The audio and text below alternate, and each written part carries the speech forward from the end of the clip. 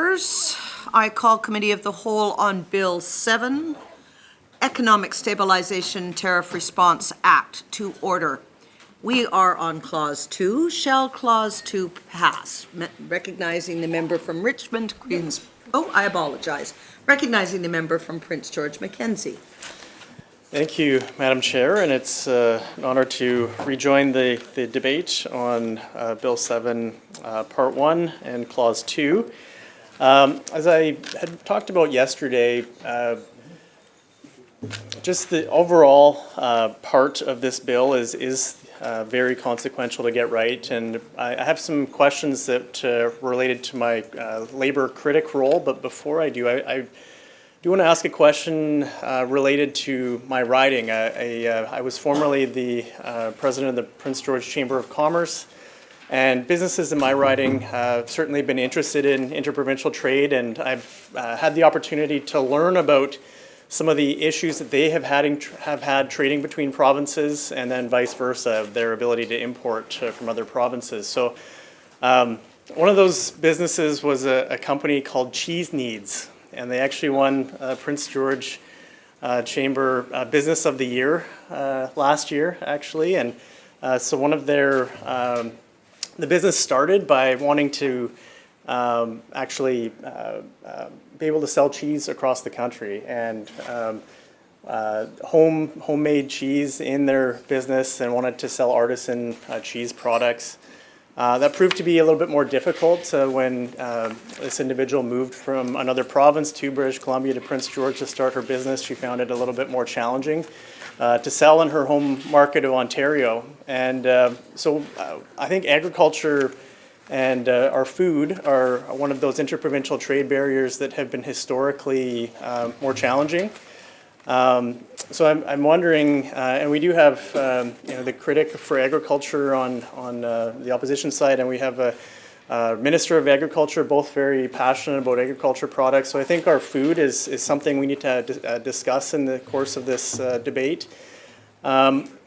Particularly meat and poultry have been, meat and cheese rather, have been very challenging to trade between provinces. And I'm wondering if the Attorney General, through you, Madam Chair, could describe a little bit more about how food products and, as an extension, agriculture products are treated under Clause 2 of this bill.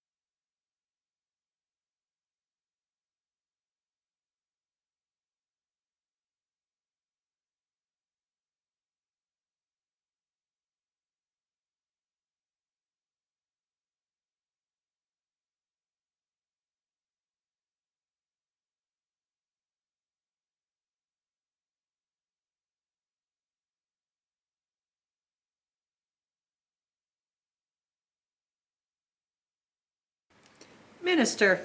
Thank you, Chair. I just want to start by appreciating the shout out to Cheese Needs in the members' riding. It sounds like a really exciting business, and I can't wait to try their cheese next time I'm there. So, yeah, this is a common frustration I think the members identified with dairy and interprovincial trade barriers. So from the perspective of this legislation, we would use the tools that we have to drop trade barriers in the province that might be impacting dairy. And we're at federal tables right now to discuss that mutually.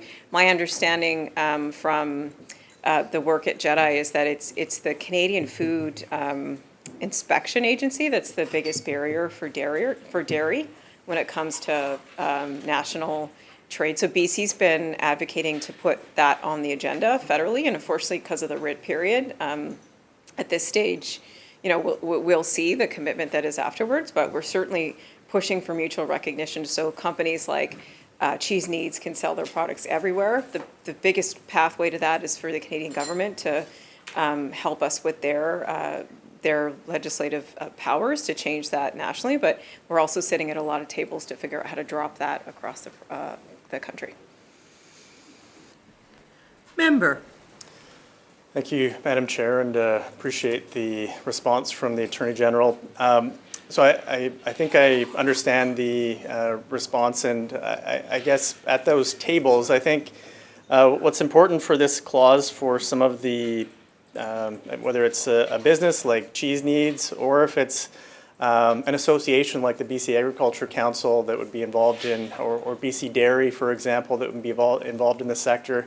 Can the minister confirm through the chair that those organizations are actually like BC Dairy, like the Ag Council, even Restaurants Canada, are organizations like that interprovincial trade is a really, in food products and agriculture products is a really important topic, that they are being consulted as part of those tables, and in relation to this clause of the bill, that they are aware of it and are part of the process.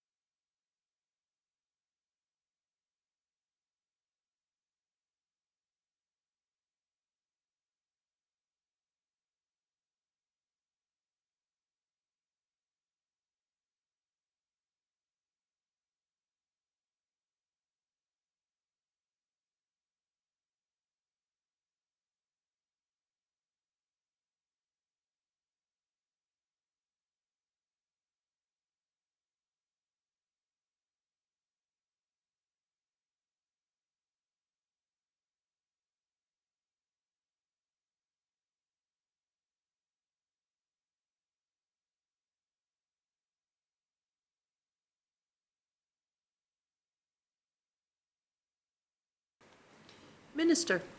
Thanks. So to the member's question, the task force that we talked about that the Premier struck, the BC Agricultural Council sits at that table. And so I presented not long ago about Bill 7, and there's certainly from the expression of that council an interest in dropping interprovincial trade barriers. And I think the member asked an important question about who we're talking to when that happens. So the way that the bill is structured is it's enabling powers. So it enables the ministers to, through that negative exemption list, put in any of the exemptions. So the ministers hold the consultation, the role of consultation with stakeholders, and the ones that the member named are pretty significant stakeholders in the agriculture industry. So although Minister Popham isn't here, I have no doubt that those are people that she regularly talks with, and I'm sure we can confirm that once we've talked to the Ministry of Agriculture, that they will be part of the discussions when it comes to that. Member. Thank you, Madam Chair, and through to the attorney, thank you for the response. I guess another agricultural product in Canada that subject to trade barriers currently is non-medical cannabis. So I know we talk about alcohol a lot, but cannabis, maybe bring this into the conversation as well. I'm wondering how cannabis as a product is treated. I can respect there are some, like alcohol, some specific provisions in each province that may be unique and different, but certainly, people in British Columbia may want to, purchase from Saskatchewan companies, and so wanting to find out if the minister has any detail on how Clause 2 affects the cannabis industry.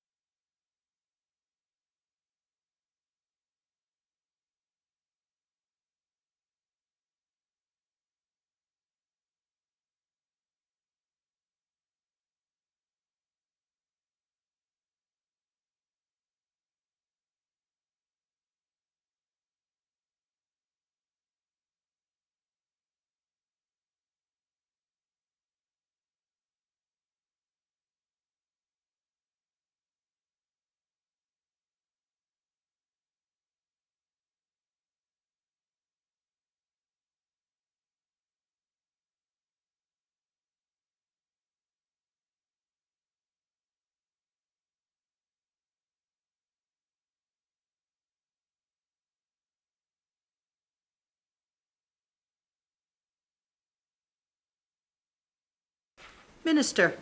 Thanks, Chair. So non-medical cannabis is an exemption currently under the Canadian Free Trade Agreement, just for the members' interest in that. So the way it would function under this bill, so first of all, it's a good, right? So it would be captured under that section, Section 2. And then what would be really important is the subject to of the Section 1 for the goods, subject to any laws of BC respecting who may sell, purchase, or use a good. With non-medical cannabis, that would mean like age restrictions, right, on who can buy a good and who can sell it.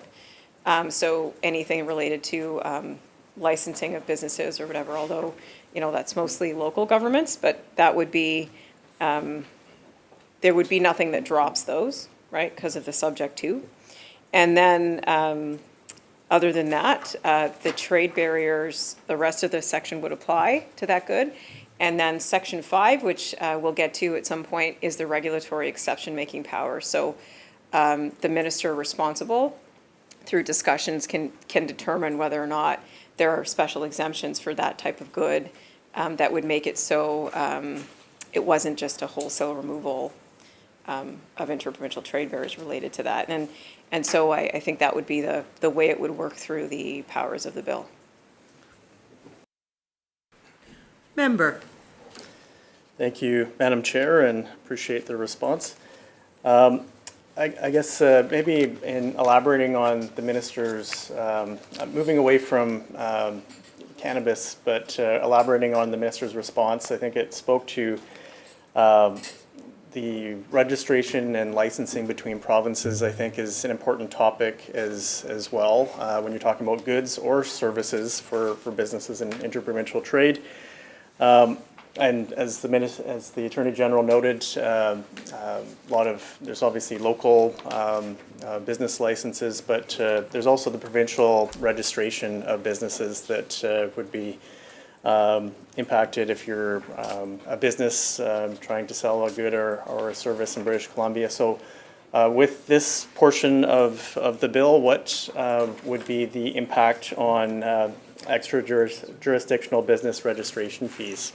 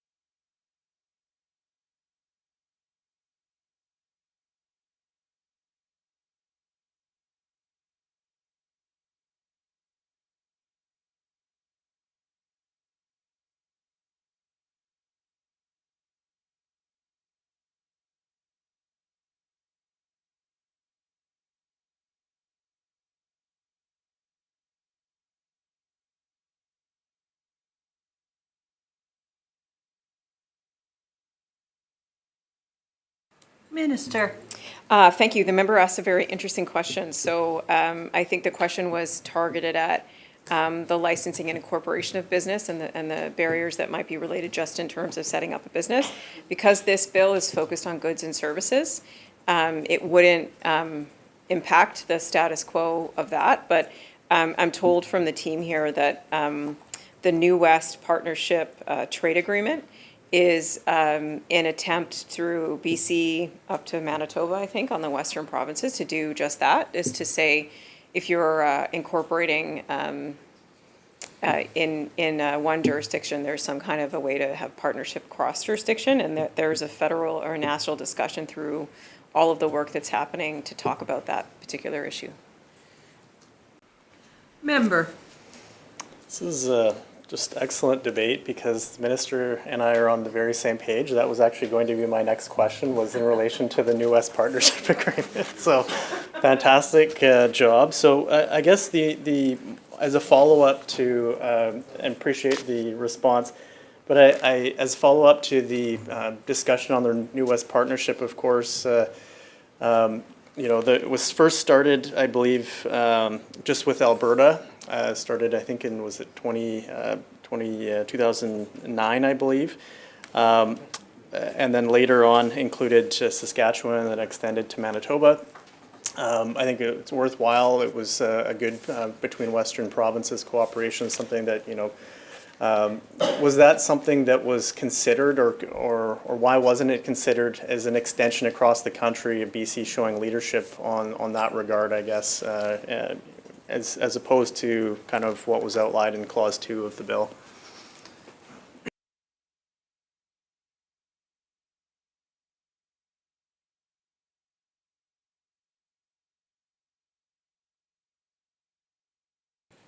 Minister. Thanks. So yeah, it's a good question to think about all the work that we have to do actually. I remember this exercise, and I'm sure a lot of ministers are going through this, about thinking what is an interprovincial trade barrier and how does it show up? And it shows up in many different ways and many different forms.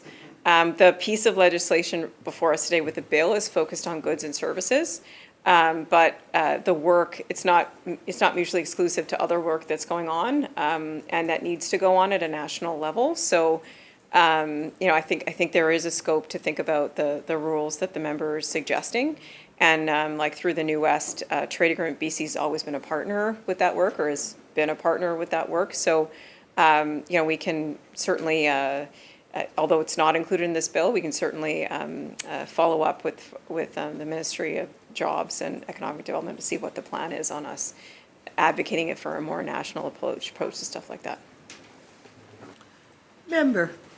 Thank you, Madam Chair, and would certainly appreciate if that we could get some more information on the status of the New West Partnership and what work is going on with that across the country. So if that can be confirmed, that we could just receive access to that update, that would be fantastic. And I guess maybe just to follow up on the New West Partnership to complete that line of questions. I guess the glaring piece, I guess, when we're talking about goods and services, the New West Partnership talked about goods and services, but also labor mobility as part of it. So I just, in that context, I wonder, why labor mobility is left out of this section specifically.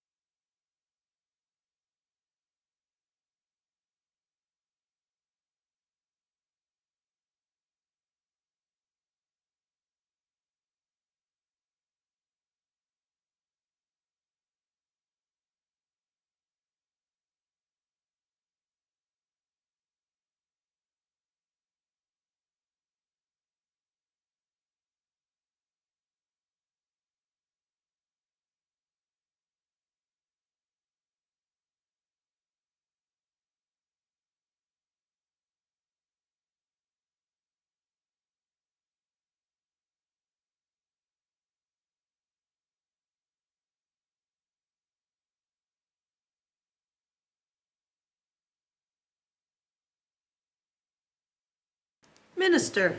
Thank you. So the way we approached labor mobility, which is a serious issue in interprovincial trade, in this bill is two parts. So the first part is to, as the member noted, we did not include regulated professions. And the reason is we have the Labor Mobility Act, which is in place in BC, that puts legislative authority to bilateral agreements, I'm told, between BC and Alberta, that we're having some success in the national conversation about regulated professions and their mobility.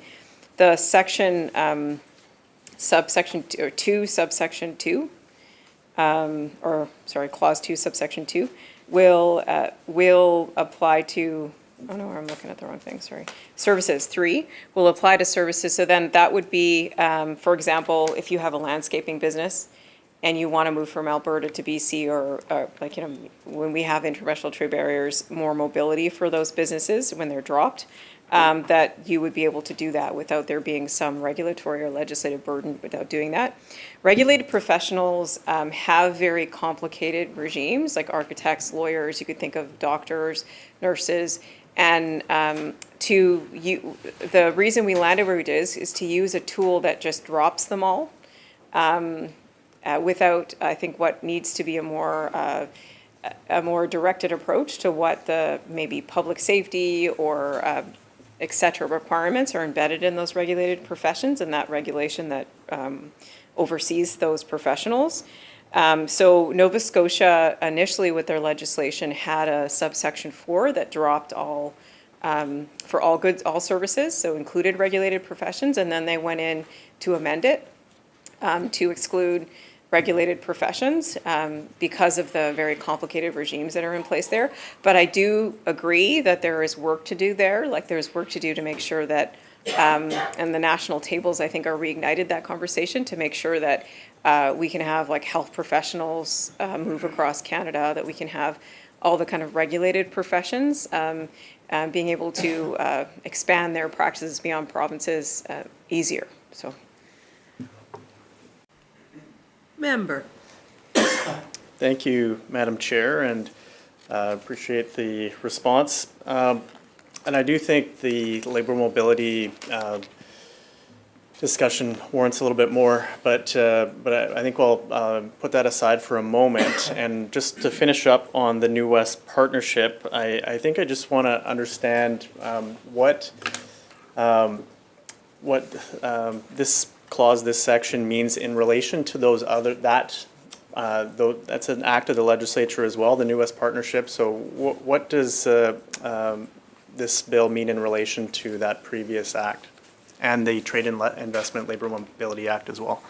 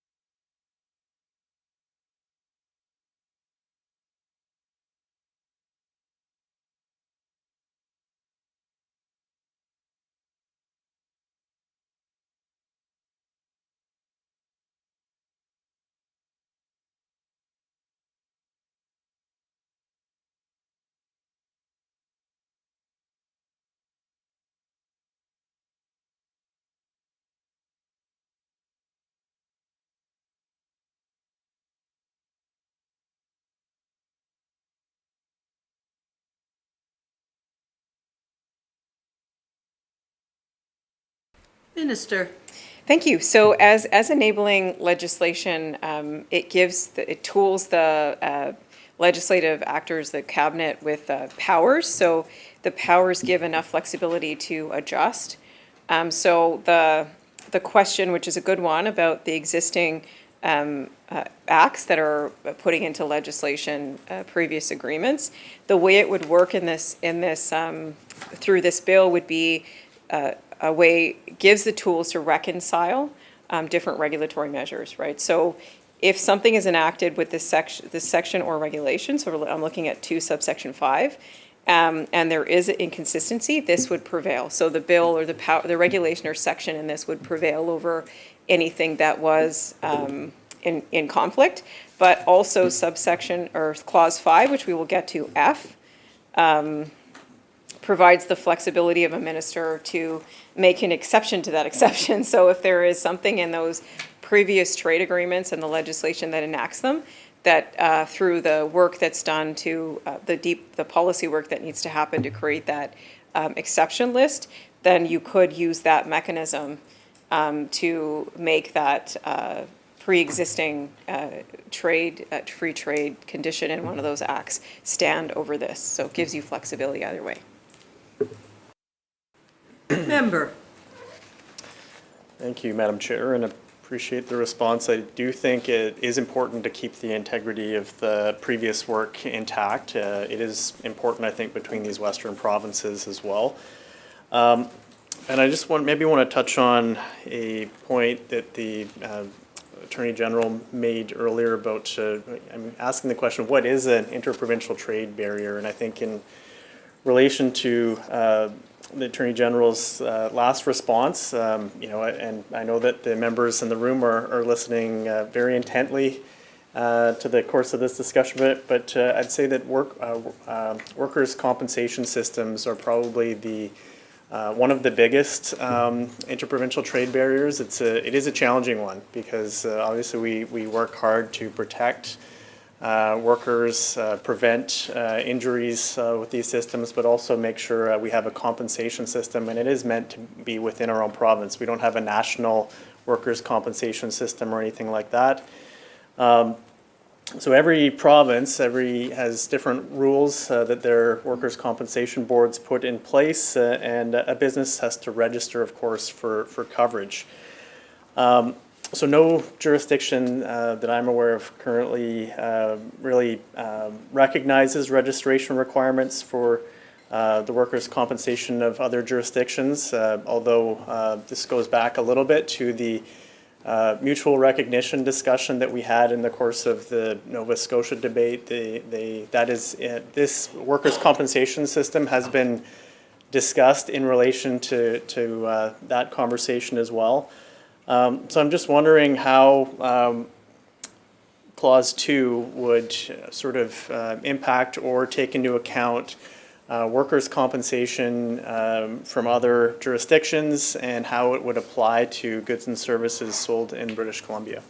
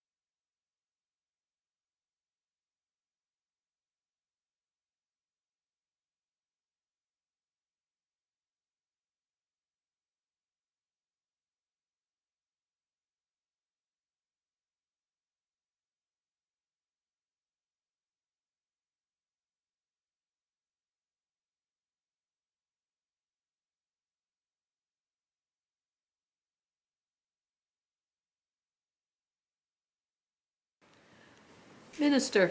Thanks. So I'll start by saying that this bill wouldn't apply to those changes because of it applies to goods and services, but it doesn't, as a law of general application in that context of workers' compensation, it wouldn't apply. But the point about regulatory reconciliation for workmen's compensation, I'm told that it is, there is a table that nationally has been reinvigorated related to workmen's compensation regimes. And as the member noted rightly, it's appearing to be very difficult as a conversation nationally at different provinces have different perspectives or different regimes related to workmen's compensation.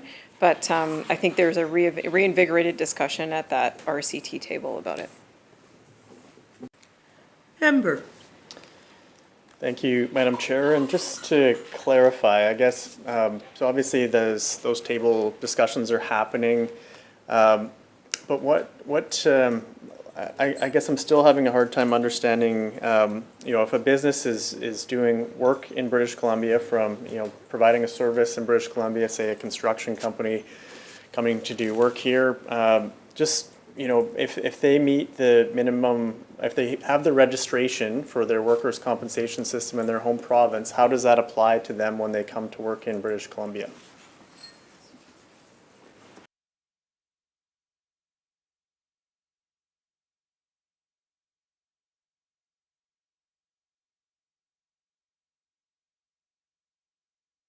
Minister. So in the scenario described, nothing in this bill would change the status of the law right now if they have workers that are working in BC from that BC company or construction service that they're providing. The same registration requirements for workmen's compensation in BC would apply to those workers. So this bill won't change that. Member.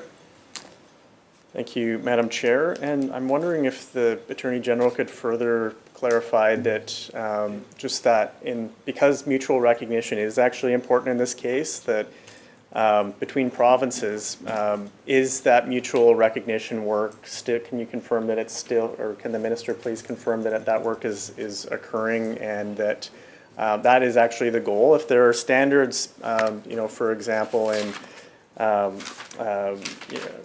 registration that is taking place between provinces, can businesses, if they're meeting the same, whether it's a construction company in that sector, they meet the standards, is that being contemplated at the table for mutual recognition?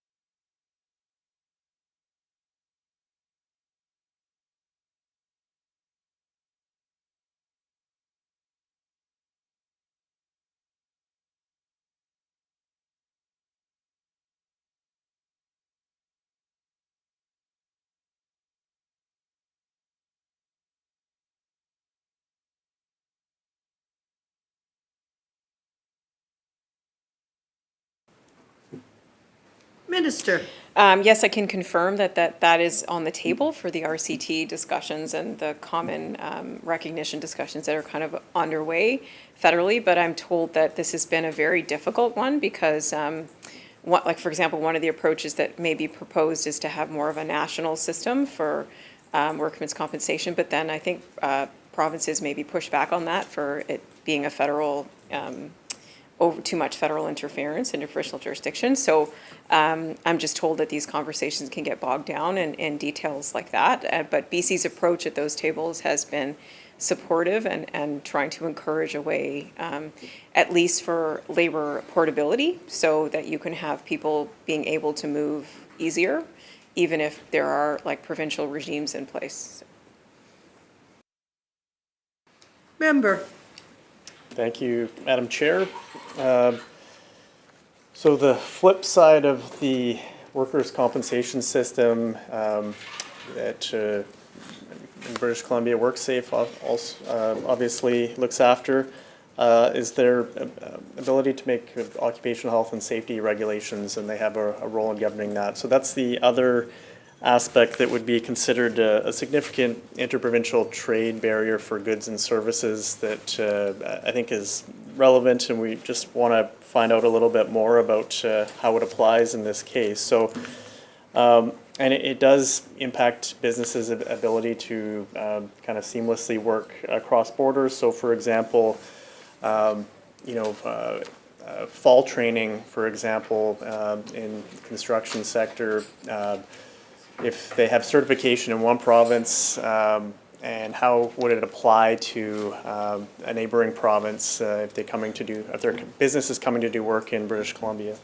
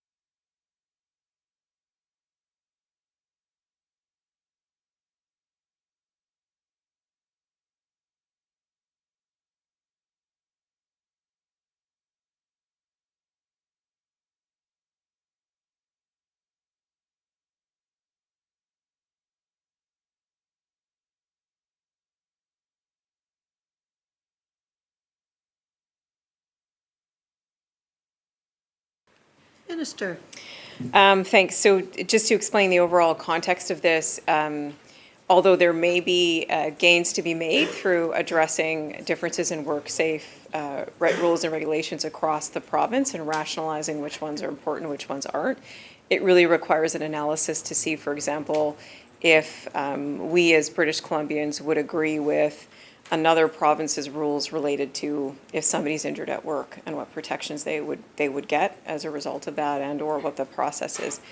And there may be instances where that's true, where we do feel like there's a ability to have mutual recognition of standards, but really without that analysis of understanding the landscape related to what is essentially an employment issue, like an employer's rights issue, then this tool is not the right tool for that. So the bill before us right now has a measure of dropping things, right? And then the creation of exceptions. So there are things, especially things attached to the goods and services that are spelled out that are related to how they're sold or where they can be sold or where services can be provided that merit the type of approach of dropping and then coming up with exemptions. But the decision made by this government was that things like worker safety is not such a thing, that you would have to actually do the work to understand whether or not we would recognize other provinces' work safe rules and think of them as a good standard for our workers. Not to say that that's not a worthy exercise to do. So I'm told that particularly in construction, there's been a lot of work at the reconciliation agreement on construction codes, and that has like reduced a lot of jurisdictional and federal codes to understand where there's misalignments and where actually you could streamline processes and form agreements related to that. And part of that, particularly in the construction industry, is being implemented Canadian-wide, and the estimate of that is that by 2028, it will benefit the economies by $750 million to $1 billion. So there is something to unlock there for sure. And we are at the tables that are necessary to understand where that line is about where we would recognize mutual work-safe rules. Member. Thank you, Madam Chair.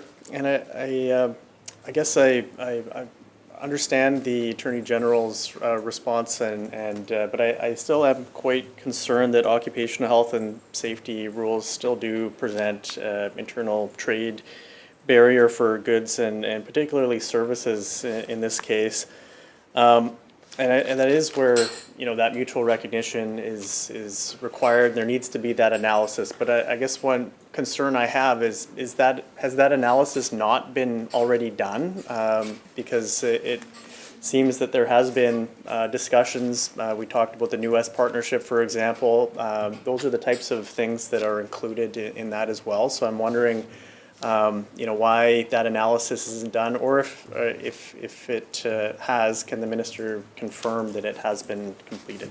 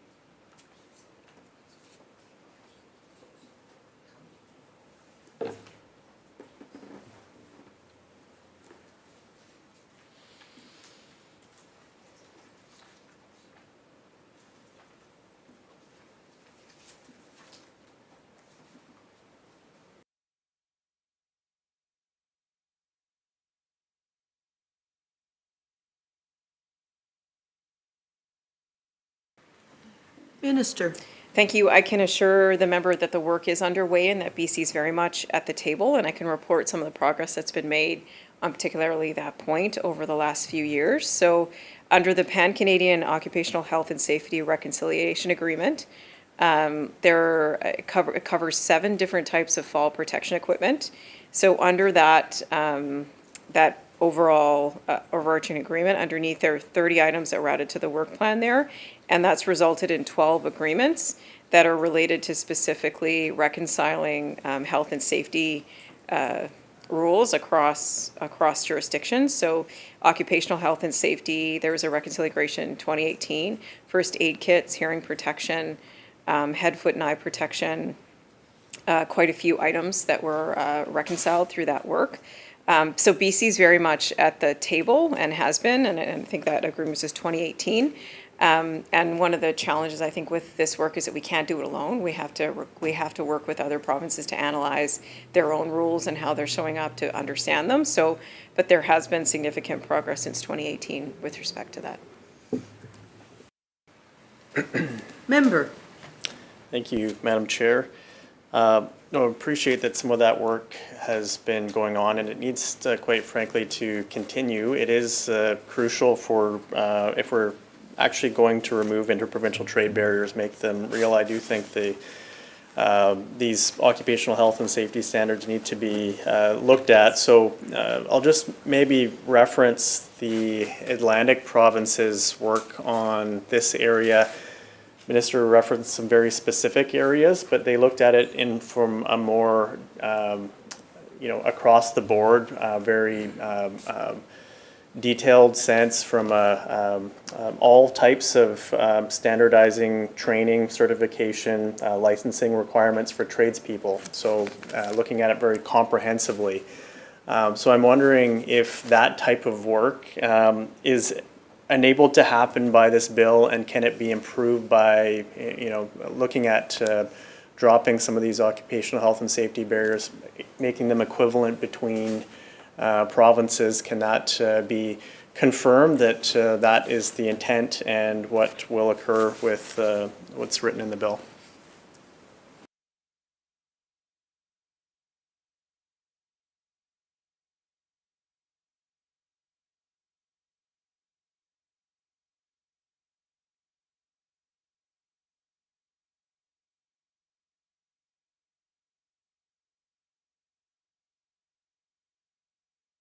Minister.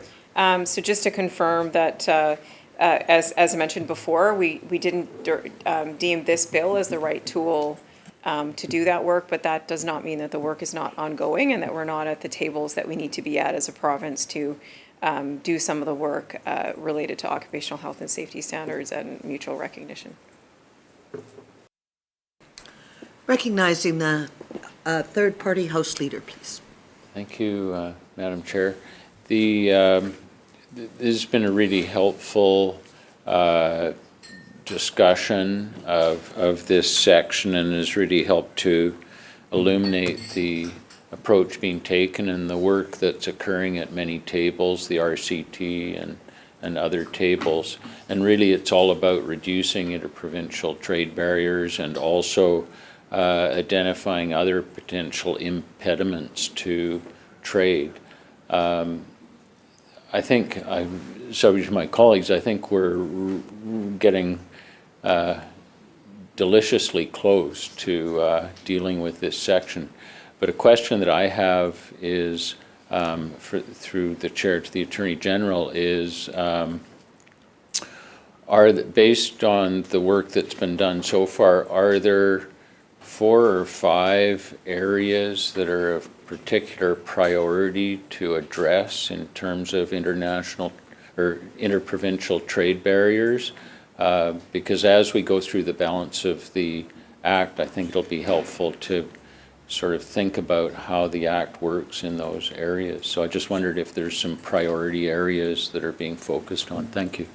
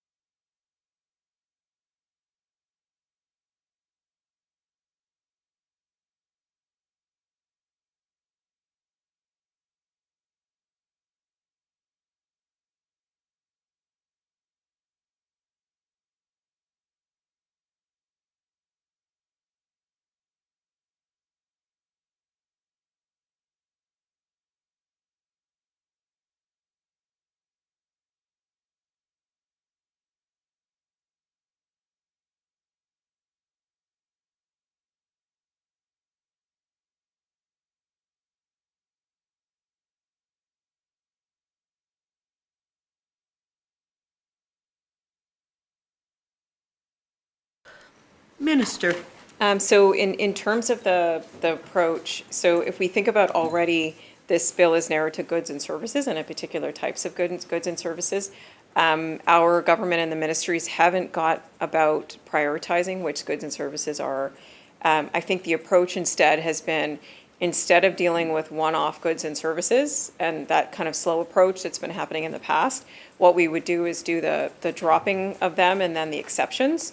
So really the task right now with the negative list is for ministries to instead focus, instead of the priority of what's dropped, instead to think about, well, what are the things that actually we wouldn't, in terms of protecting or whatever decisions supporting British Columbia, that we wouldn't actually include in the dropping.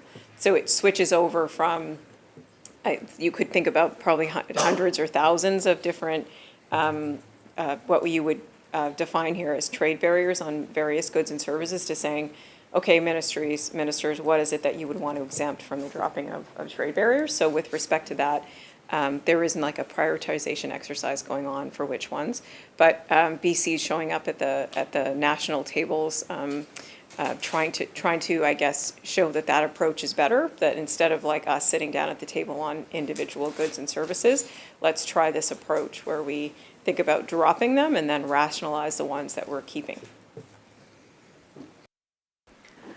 Recognizing the member from Richmond, Queensborough. Thank you, Madam Chair. So I have a few questions in regards to the wording of Clause 4 for the Attorney General. Member, we're still on clause 2. Oh, sorry, Clause 2, my mistake.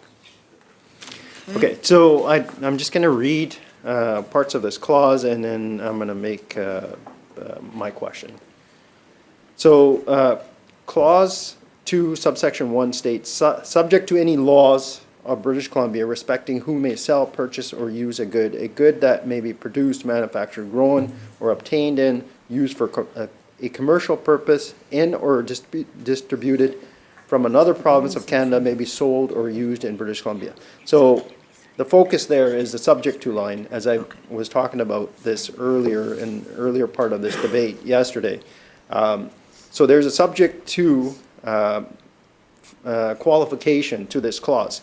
But when you go down to subsection 2, it states subsection 1 applies despite any enactment or regulatory measure that applies to the good, including without limitation any requirement in an enactment or regulatory measure that relates to the composition, performance, production, quality, marketing, labeling, testing, certification, or inspection of good.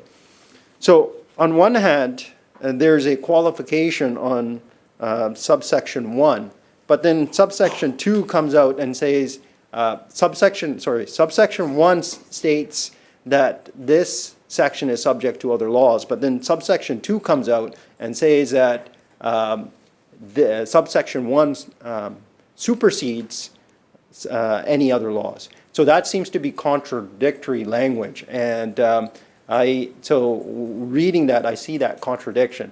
And it seems like there's wishy-washy language in terms of these two clauses, these two subsection clauses. So my question to the Attorney General is, can you please provide a clarification? On one hand, you're saying that this is subject to, and on the other hand, you're saying that it supersedes other laws.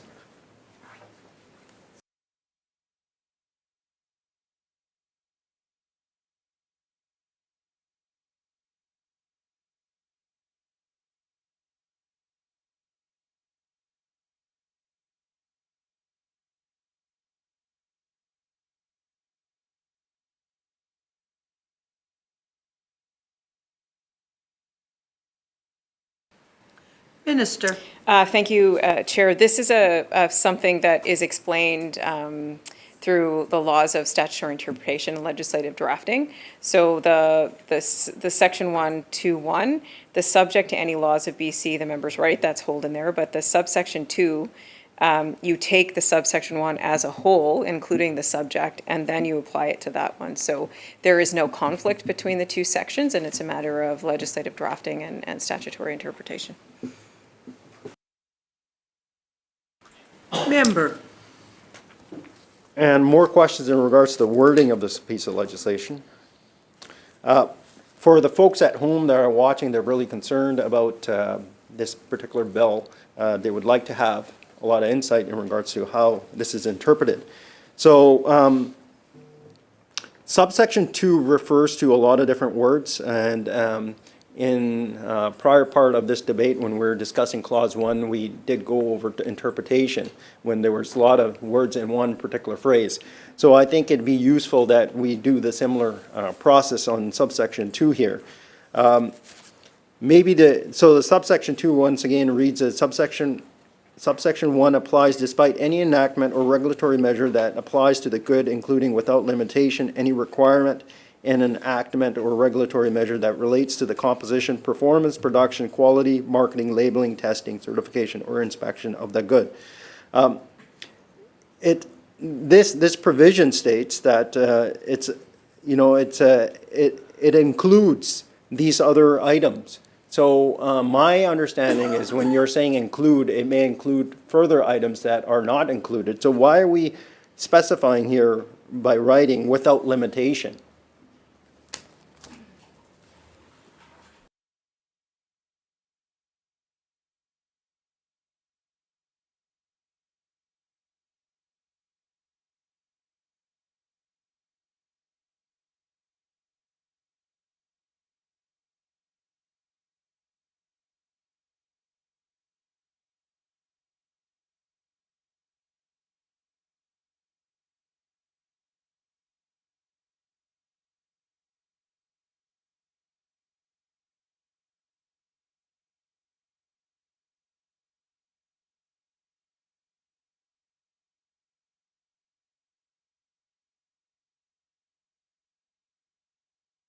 Minister. Thank you. So oftentimes in sections, lists are included under the qualification of including. And the goal and purpose of that is to help bring meaning to that section. So the things that are enumerated in this section, as the member listed, help to bring meaning to the fact or understanding to the fact that what we were talking about is those kind of things that apply to that good. Like inspection, performance, production. I won't go through the list as the member has done that. And so it's a common practice to use the word including to help explain and understand how what that section applies to, but it's important to keep the word including to make sure that when you're interpreting that legally, you don't think that it's an exclusive list. That is, there may be something else that would fit that category that would also be included. Member. Thank you, Madam Chair. Furthermore, throughout the end of this provision in subsection 2, there's references to words such as composition, performance, production, quality, marketing, labeling, testing, certification, or inspection of good. So this section is a really important section. Clause 2 is an important section because we're talking about interprovincial trade of goods. So it's very important to understand all these descriptive words that have to do with the goods. So the people at home understand that our operating businesses, how is this clause going to work? So I'd like an explanation. What is the meaning behind composition? If we're talking about the composition of a good, what is the meaning behind that?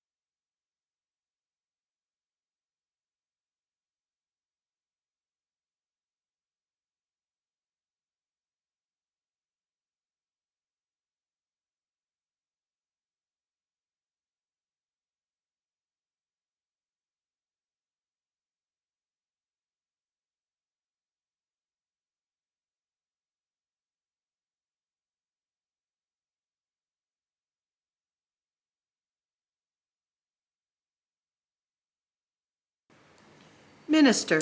Although there may be thousands of examples of this, the word in its use right now just has its ordinary meaning. It's not defined anywhere, and its ordinary meaning would be what a good is made up of.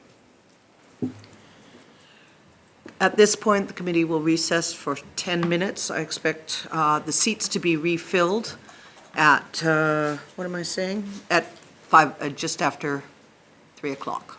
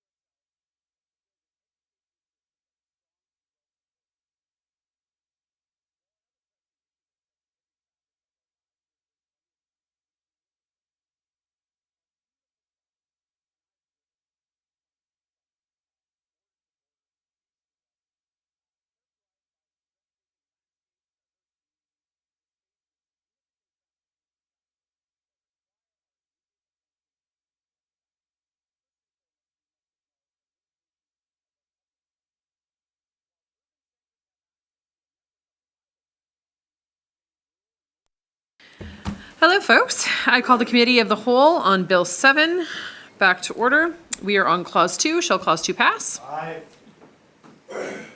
And member for Richmond, Queensborough. Thank you, Madam Chair. And through the chair to the Attorney General, thank you for the last description of composition in subsection 2 of Clause 2. As I mentioned earlier, this clause seems to be the, Clause 2 is the meat of the interprovincial trade provision in this legislation. So it's very important to understand all the terms within this legislation that are descriptive. So I do appreciate the Attorney General taking the time to kind of explain what composition means. So the next word here is performance after composition. So I'd like the description from the government on what they meant by the word performance in this subsection 2.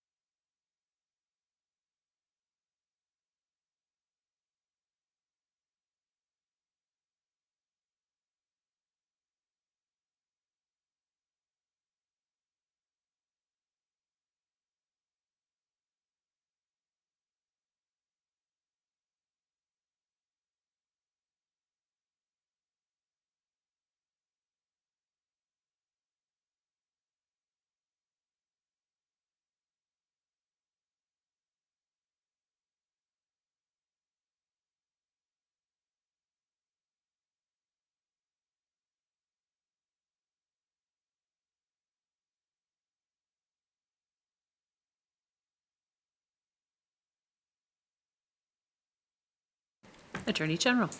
Thank you, Chair. So in that subsection, to give the clarity, as the member asked, for understanding of each of those terms. So the term performance, all of these terms have their regular meaning as they would, and they're not defined. So there's no special meaning attached to them. Performance of a good, you could think about how well a product performs in terms of what it's set out to do. Production, I think, is pretty self-explanatory in terms of a production and how a good is made. Quality, I would hope also would be self-explanatory. The quality that a grade or something to do with the grading or quality of a good. Marketing, I think that also has its regular meaning. So anything related to a marketing of a product or a good. Labeling, so it could be like language requirements, also regular meaning. Testing, so goods go through testing and testing requirements, so anything that would be related to that. At the testing of the goods, certification, there would be also regular meaning. So if there are regulations related to the certification of a good, whether it's a food product or something, that would be included there. And inspection, also regular meaning. So oftentimes a good can have some kind of inspection placed on it, and if an inspection like that is acting as a barrier, that would also be included. Member for Richmond, Queensborough. Thank you for that explanation.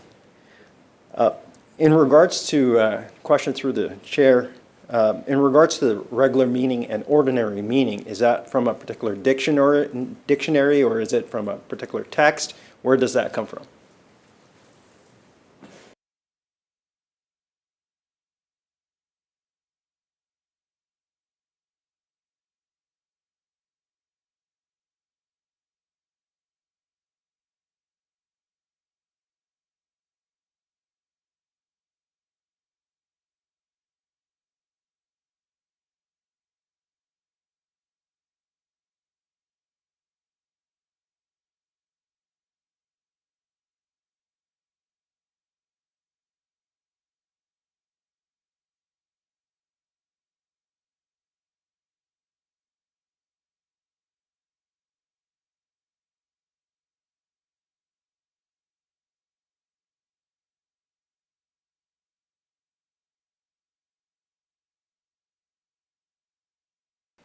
Attorney General. Thank you. So in the legal construction of any piece of legislation, if something's not defined, then the way it's interpreted is by something called ordinary meaning.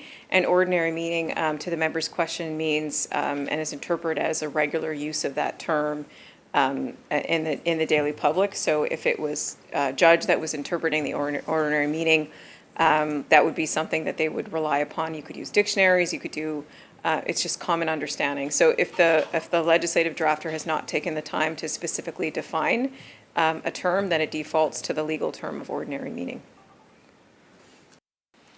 Richmond Queensborough. Thank you for that explanation. There's some specific words used here in subsection 2 of clause 2. And those specific words, composition, performance, production, quality, marketing, labeling, testing, certification, or inspection, those are very specific words. Why were these words chosen for this section?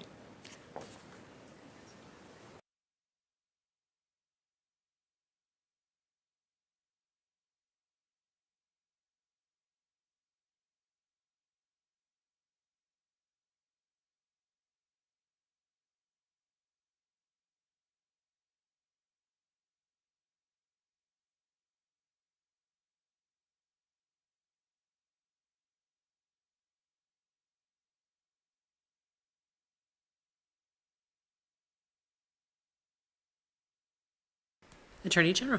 Thank you. So this list is compiled from my team to include terms that are generally topics of trade agreements with respect to goods. So we would cover off those particular things. Richmond Queensborough. A question through the chair. Which topics, which trade agreements? The reference was made to topics of trade agreements, and that's where these terms come from. Which trade agreements are being referred to?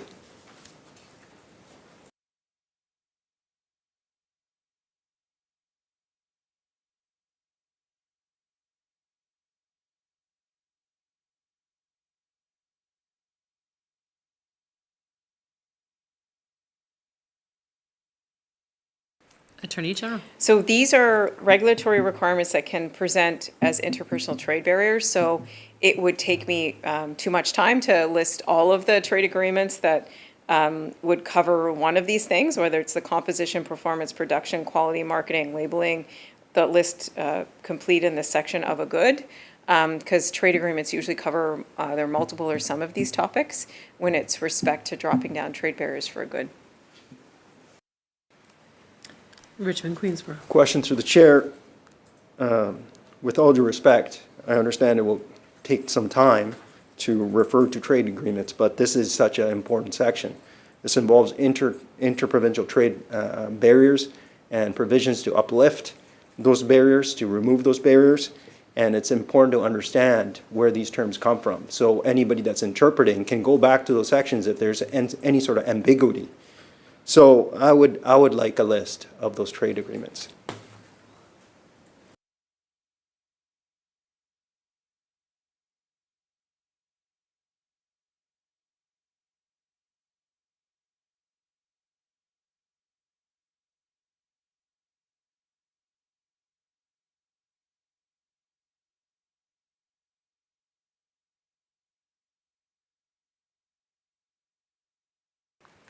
Attorney General.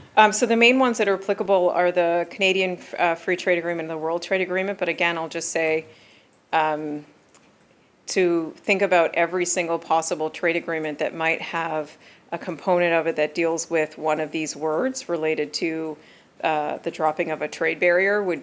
You probably could think of every trade agreement that's in place right now related to a good that would include something related to one of these items here. Richmond, Queensborough. Questions through the chair. Every time there is some sort of ambiguity in jurisprudence, there's always a precedent that's looked upon to help interpret that meaning.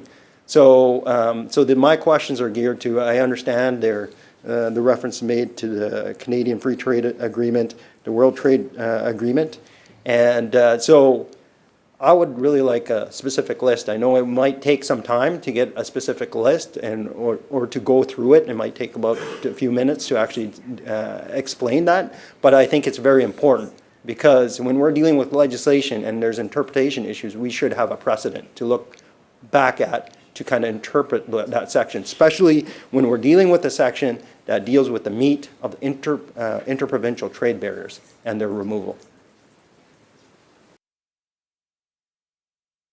Attorney General. Again, I'll answer it. I think this is the second time, maybe third time I'm answering it, but just to say it would probably be, or it would be, every trade agreement that exists right now that deals with dropping a trade barrier for a good that would cover one of these items related to this list. So I think it's if the member wants to look up every trade agreement related to a good, then I leave it to them. But I think and I just would also say, point to the section in here that says including without limitation.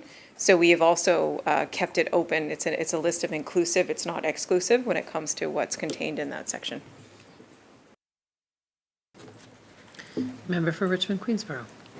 I appreciate the answers that were provided by the Attorney General. But it is very important to have a list, and I understand it's kind of tedious and it's being explained, but the reason why I keep asking is that I've only been given 2 examples.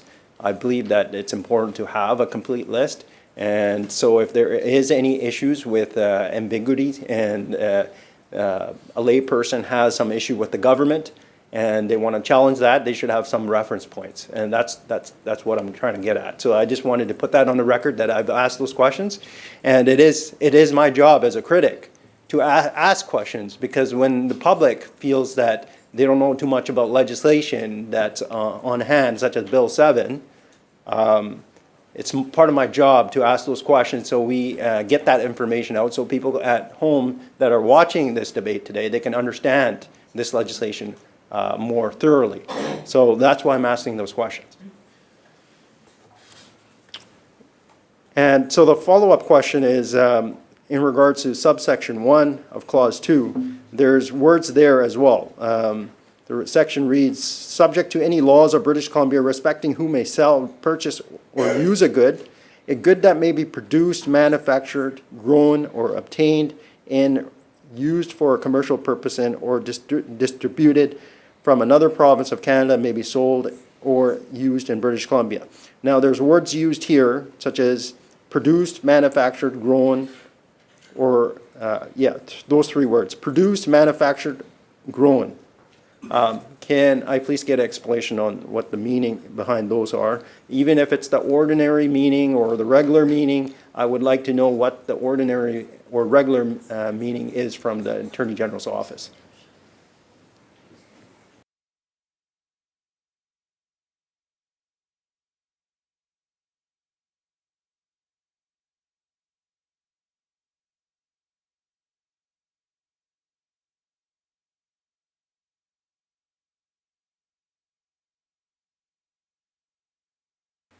Attorney General. Thank you, Chair. So again, with those words, because they're not defined, it would be the ordinary meaning of the words as the member suggested. We can take the time here to get look up the definition in a dictionary of it.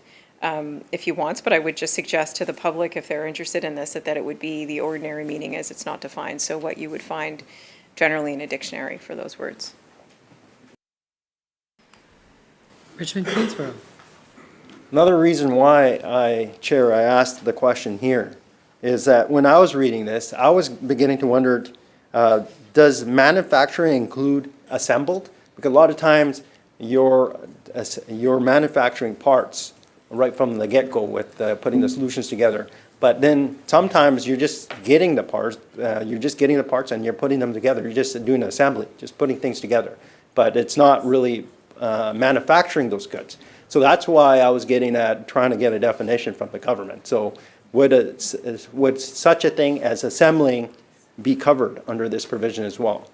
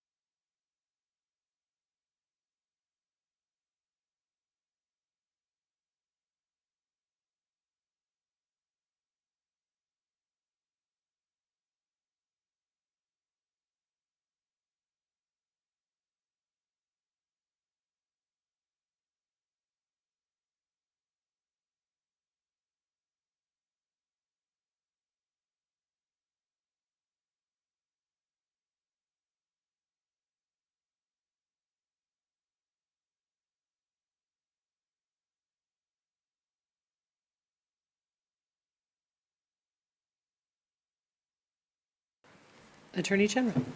Thank you. So what it wouldn't include is if you bought furniture from IKEA and took it home to assemble that if, you know, obviously that's not something that the government would regulate, or there's an international trade barrier on that. But if it's assembly of a product that is a good, then it would be covered either under produced, manufactured, grown, for commercial purposes, or distributed from another province. So I think the example the member gave about assembly would fit under produced and manufactured.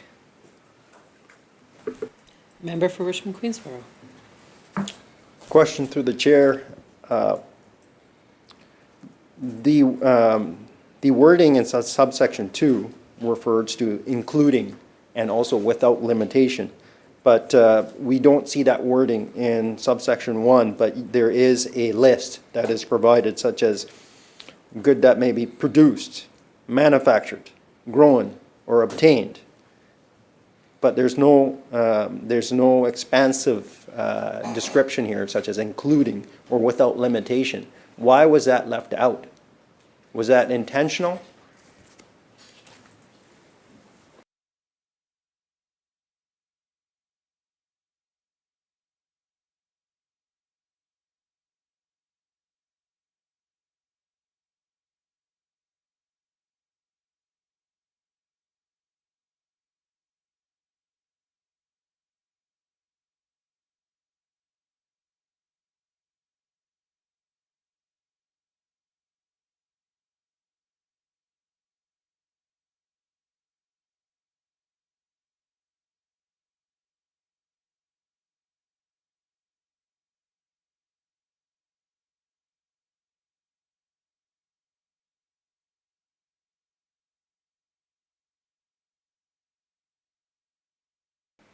Attorney General. Thank you. So clause 2, 1, and 2 work together.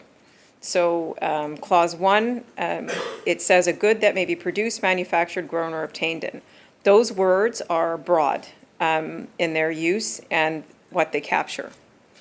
And because of that, we did not feel the need to have a specific list. But subsection 2 applies to what a regulatory measure or enactment that affects a good might be. And so in that case, because of the broad and sometimes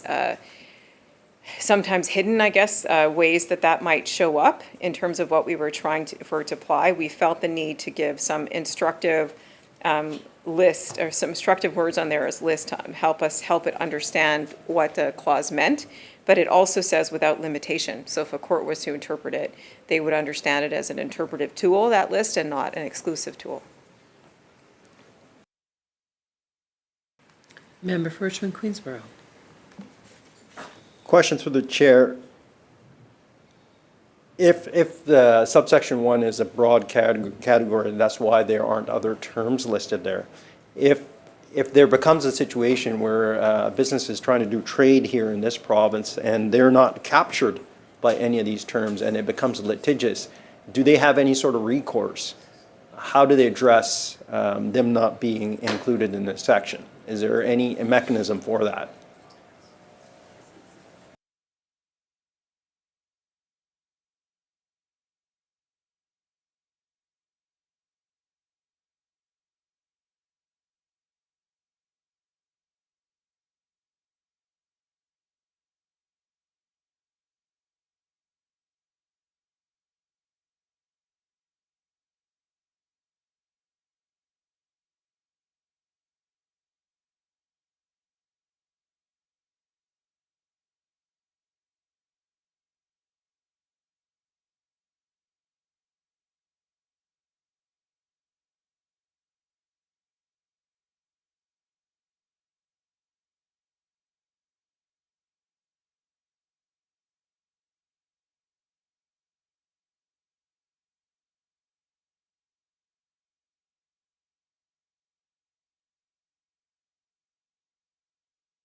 Attorney General. Thank you. So this definition of good is so broad. So you start with the word good, and then you add all of the other things about it. It may be produced, manufactured, grown, or obtained, or used for commercial purposes, or distributed from another province to another, maybe sold or used in British Columbia. So it's purposely drafted so broad as to include everything. So we're having trouble imagining what would not be included in that list that's a good.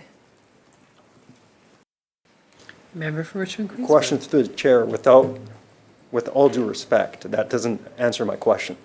My question is, if there's an issue, if a business has an issue that they don't fit in this definition, and I understand it may be broad and is designed to catch everybody, but what if somebody doesn't get caught in this definition? What is their mechanism to say that we are also in here? That's the question.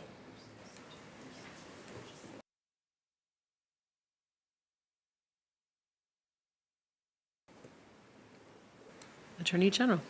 Yeah, so my advice to anybody who finds themselves has a good, then finds themselves on the outside of that very broad definition, would be to reach out to our ministry of our JEDI ministry. The intent of this drafting is to make it so as broad as possible, so as to not leave anything out. So if there is in some possibility an inadvertent exclusion of something, my advice would be to reach out to the ministry and let them know. Member for Richmond Queensborough. Question through the chair. What is the protocol if somebody wants to make a query to the JEDI ministry? What is that protocol for someone to follow? How do they do that? And what's the procedure in place for that?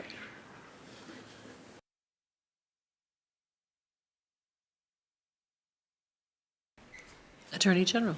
So there are many different ways to reach out to your elected officials. If you're, I guess we're talking about extra provincial companies, so the best way probably would be to reach out to the ministry and the minister, and that information is very public, and start those conversations. I know there's a special email address that JEDI has put in place for businesses to connect with any concerns or impact of tariffs through that, and I'd be happy to provide that to the member. Now, I heard the intent of this legislation is to be dealing with trade issues in the most prompt manner. It's a tariff response. So what would be the time frame if somebody contacted the JEDI ministry? What would be the time frame for them getting an answer? Because right now, if they're looking at the legislation and they're not included, they would probably want that issue to be addressed as soon as possible, because we're in the middle of a trade war. And so what would be the duration of time it would take for somebody to get back from the JEDI ministry and to get them included in this legislation?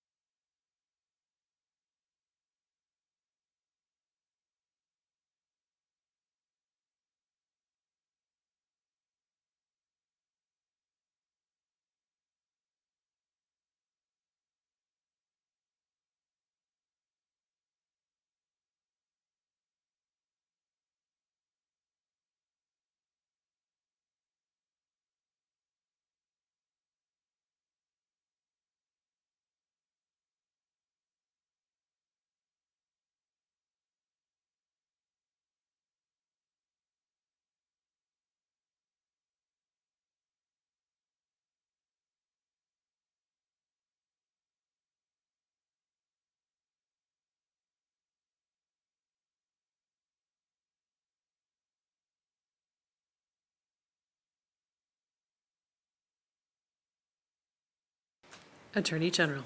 Thank you. Just to comment that I appreciate the members' sense of urgency in terms of our ability to get this law in place and passed as soon as possible because of the trade war that we are in, and that the tools that are in this bill, including subsection 2, I hear enthusiasm in getting them in place. Hopefully that would mean that this legislative process goes as quickly as possible so we can do that work. In that context, if there is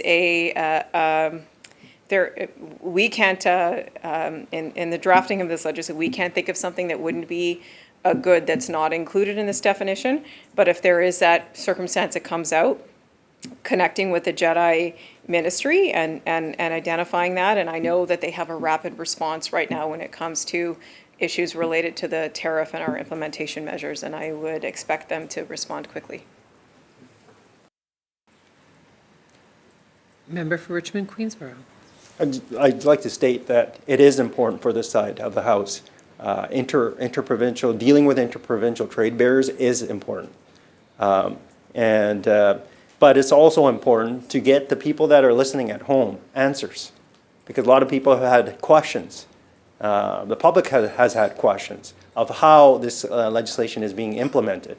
So people are owed, the public in British Columbia is owed at least a thorough debate that gives them the information so they can properly understand this bill. So the question was, how long would it take to get a response from the JEDI ministry to somebody that feels grieved and that they're not included in here? And the response was that it would be as soon as possible. What does that mean? Does that mean a few hours? Does that mean a day? Does that mean a few days? Does that mean a week? Does that mean a few weeks? Does that mean a month? What does that approximately mean?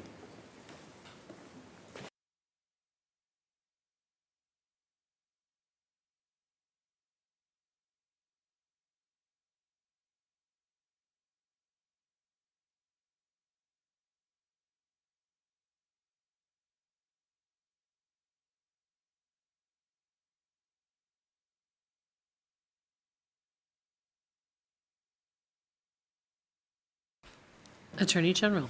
So the corporate standard for response is 14 days, but that's a standard response. I can put anybody who's listening out there, I can assure you that if you are in this category that the member is asking about, if you reach out to Minister Gibson and her ministry with a concern, that she will respond in the same level of urgency that we've treated everything related to this tariff threat. And that is, we've been very quickly moving to change and respond and be on the side of businesses.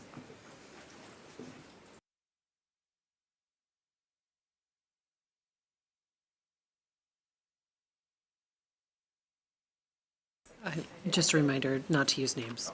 Yeah. Member for Richmond.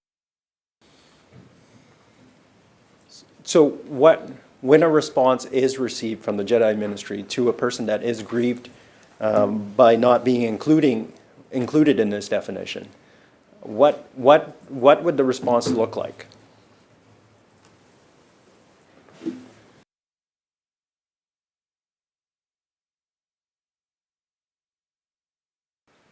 Attorney General. Hi, Chair.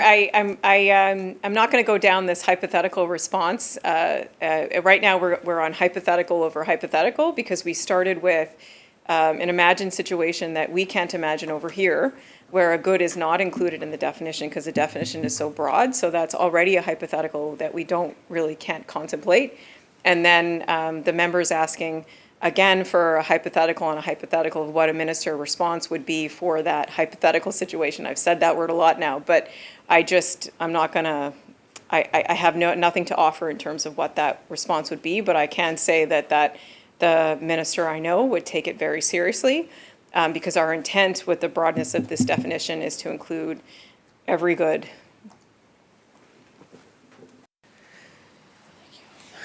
Member for Kamloops Centre.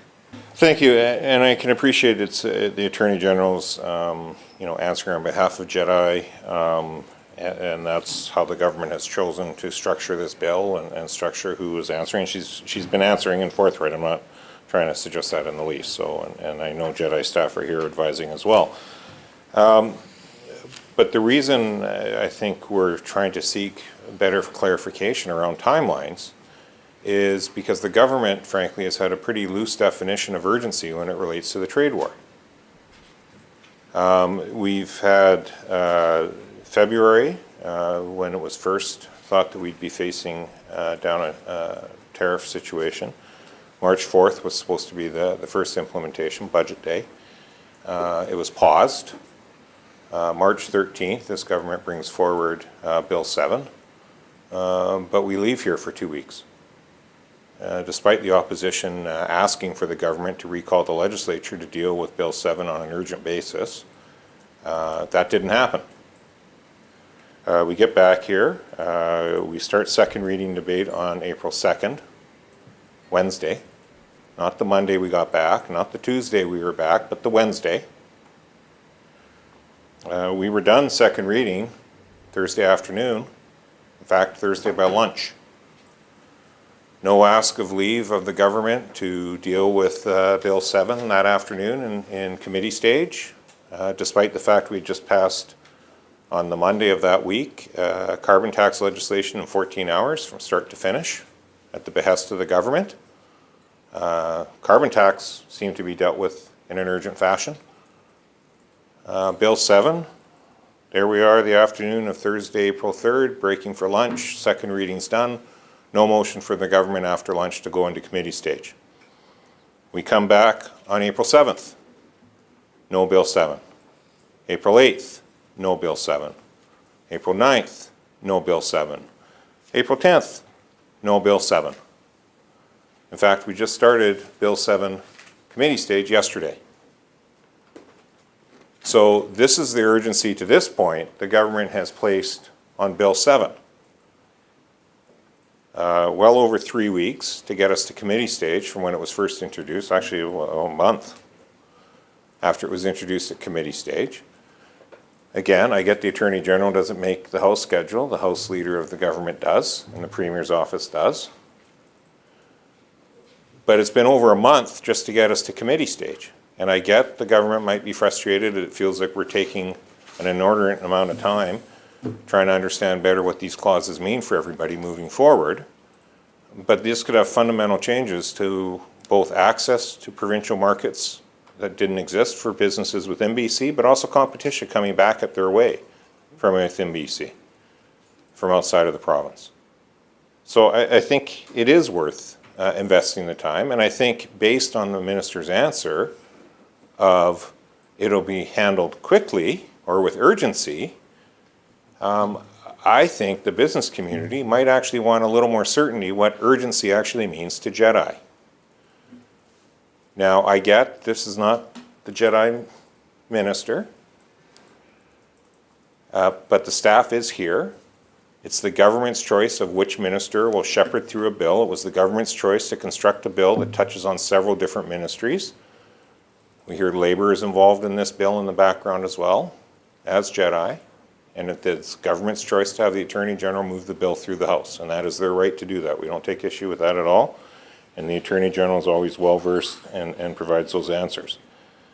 But in this case, I think a slightly more defined timeline than the government or the ministry will take it urgently would be fitting. Because on Bill 7 alone, the government's definition by their own actions of what is urgent when it comes to action around tariff response seems to be to take us over a month from bill introduction to get us here today when it took 14 hours to deal start to finish with carbon tax. So could we get a more defined timeline when the example that my colleague presented, if businesses feel that they have not been captured by this, to actually get an actionable response, not a standard response, thank you for your email response, but what is the actual timelines set out by government to deal with impacted businesses with Bill 7?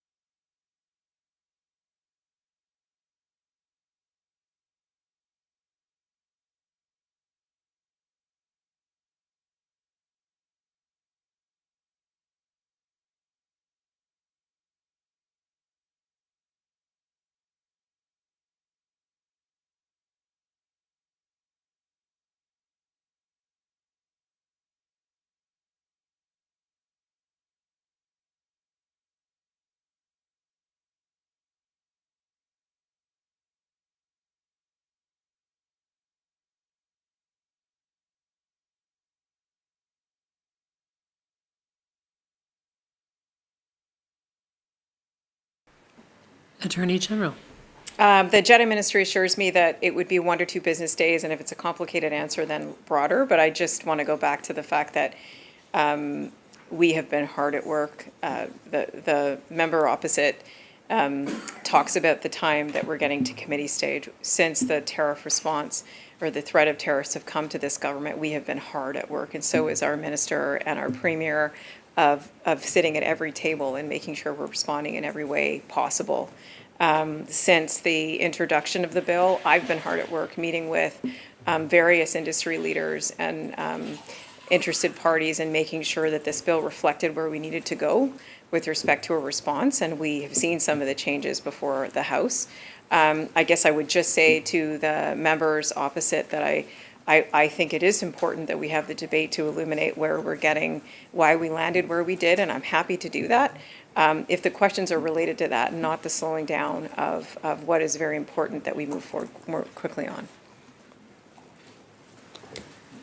Member for Richmond Queensborough. Question through the chair.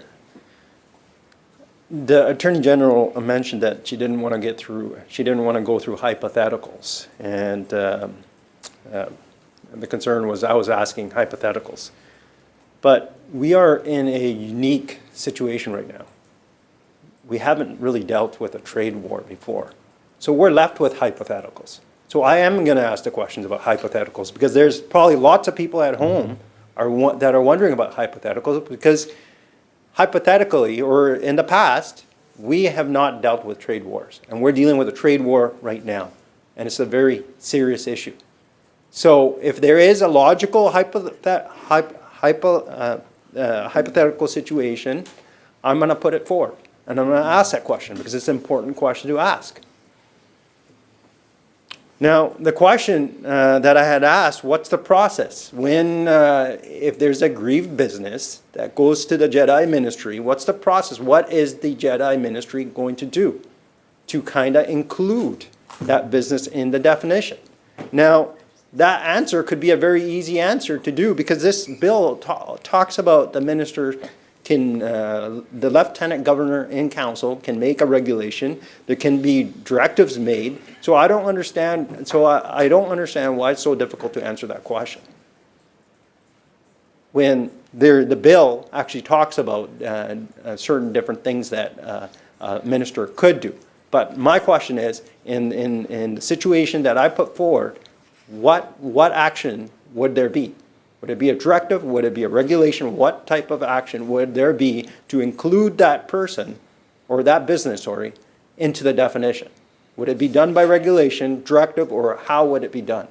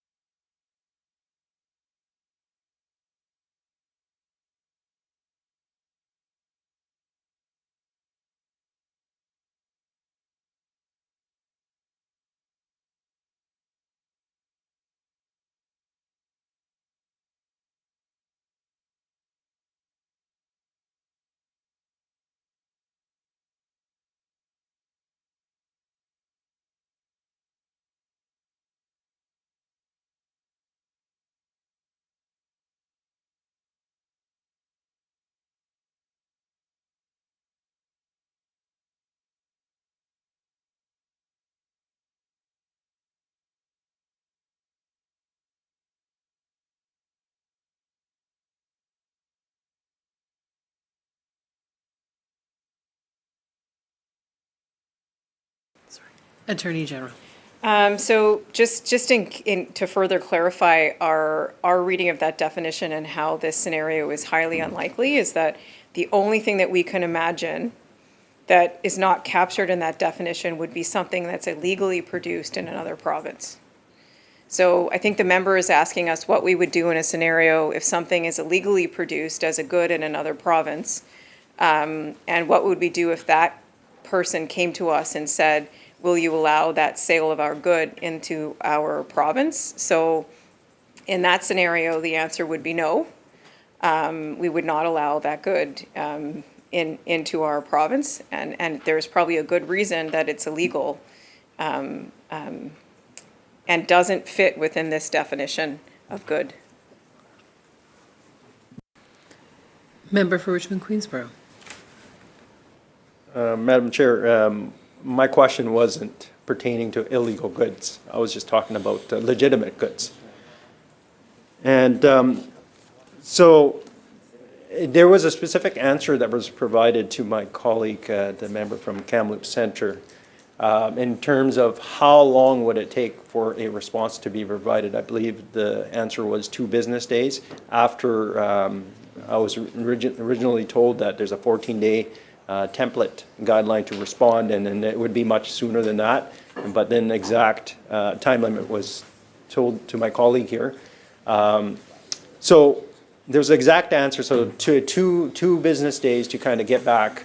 That's my understanding, by the way. 2 business days to get back to a person that had a query. They're not included in this definition. But what would be done?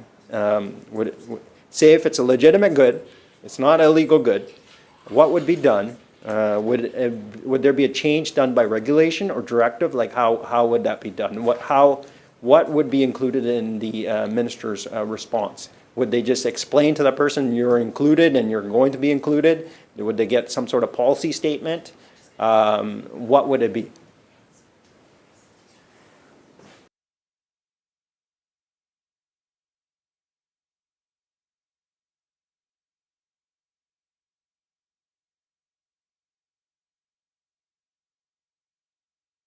Attorney General. Again, the member is talking about goods that are essentially illegal in another province to be distributed as a good, and what we would do to respond to that. And what I would say is the first question would be, why is your good not able to be distributed in the province where you produce it? Why is it not legally allowed there? Because that question would probably illuminate something about that good. It's such an extraordinary circumstance that he's describing and asking me to apply a policy lens to, that I think there would have to be a policy analysis at that stage. I think I've answered very similar lines of questioning now 3 or 4 times related to this definition of good. So I just would say that, Chair.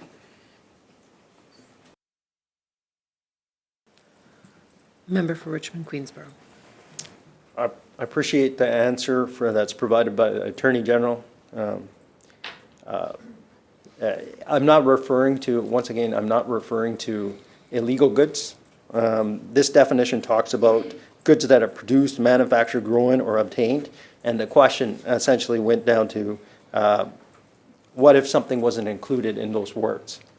So that doesn't mean those goods are illegal. Those goods may be they're in trade in another province, but they don't fit in these descriptions. Although the explanation was provided, they're broad explanations according to the interpretation from the Attorney General's department.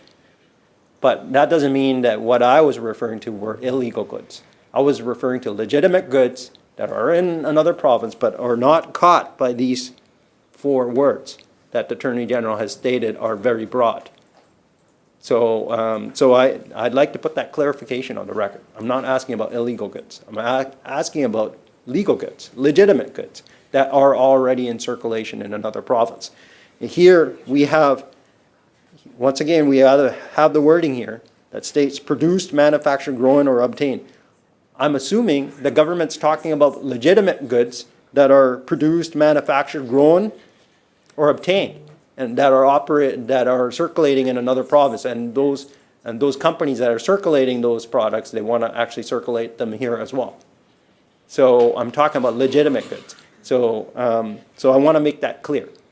So I put it on the record. It appears that I'm not going to get the answer to my question, and well, that will just be noted for the record. So as for my next question.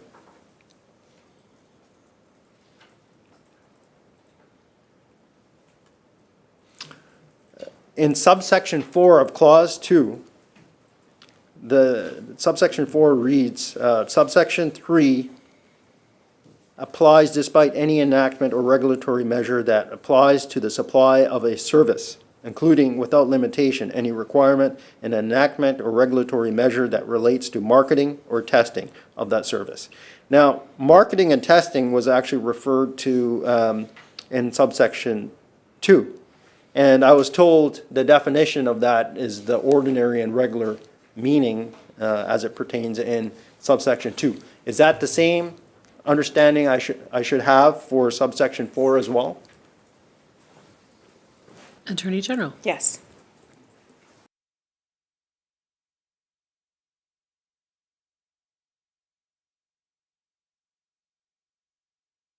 Member for Richmond Queensborough. Now, in clause 4, there's been a lot of discussion on goods, services. But, and the bill talks about tariff response to a foreign entity.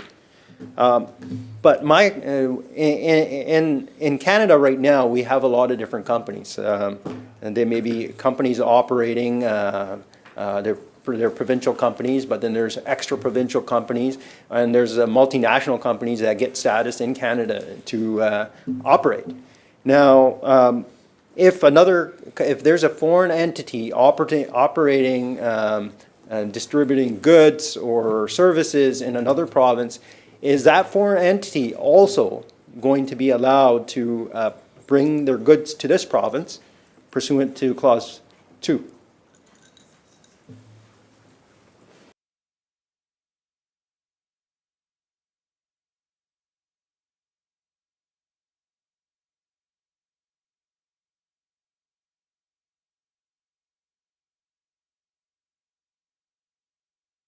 Attorney General. Thank you. Just if we can get some clarity on the question, subsection 4 is specifically about services and not goods. So maybe if the member can clarify, is he's talking about services or goods, and I can provide an answer. Member for Richmond Queensborough. So maybe we could start with goods. Subsection 1 and 2 talk about goods. And if there's a foreign company out there that has gotten a permission, they register themselves and say, for example, Ontario.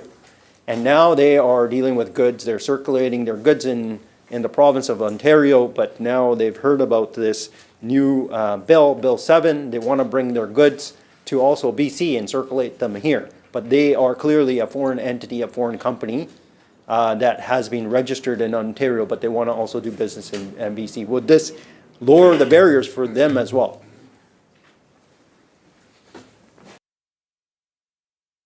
Attorney General. Yes, if they're registered as a Canadian company, then they would be, this bill would apply. Member for Richmond Queensborough. Thank you for that answer. Second question, I was going to put them as one question, but I was asked to break it down. I was asked whether I was referring to goods or services. So in regards to services, say if there is a foreign company that has been operating in another province providing services, does that answer that the Attorney General provided, does that apply to services as well?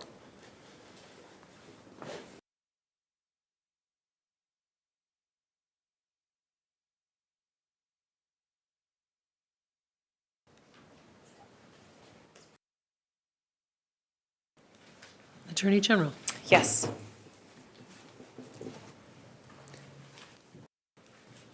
Member for Richmond Queensborough.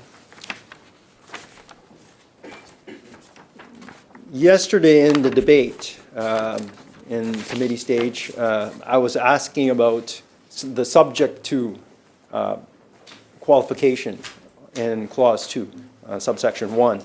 And I was told essentially there might be some exceptions that are needed, and the reference was made to body armor and public safety equipment. And so I was provided that example. But today, when my colleague from Kelowna Mission was asking a question, and I believe the question was about different standards across the country, and I believe the answer from the Attorney General was the standards are fairly similar across provinces when you're looking at standards. So my question through the chair to the Attorney General is, if the standards are fairly equal, then my assumption is that body armor probably gets dealt with in other jurisdictions in Canada as well. So why are we extra worried about it now when we're talking about Bill 7?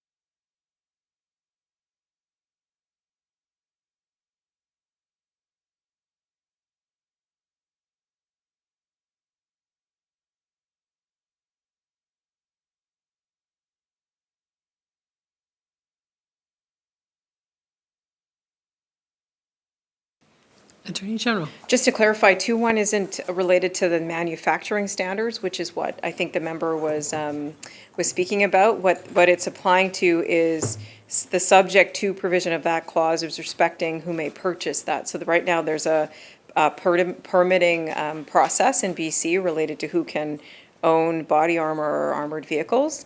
And what we're saying in that section is that wouldn't be dropped as a barrier, that those safety measures would be in place. And similarly, I think we talked about the age limit for the sale of alcohol. It's different among provinces. What the subject to protects is our ability to keep that standard of the age that you have to be at least to purchase alcohol, things like that. Member for Richmond Queensborough. So question through the chair again to the Attorney General. If there is a standard that is lower in another province in regards to, say, body armor or any other products, is it the Attorney General's perspective that we should still have barriers regardless of what other regulatory frameworks exist in other provinces?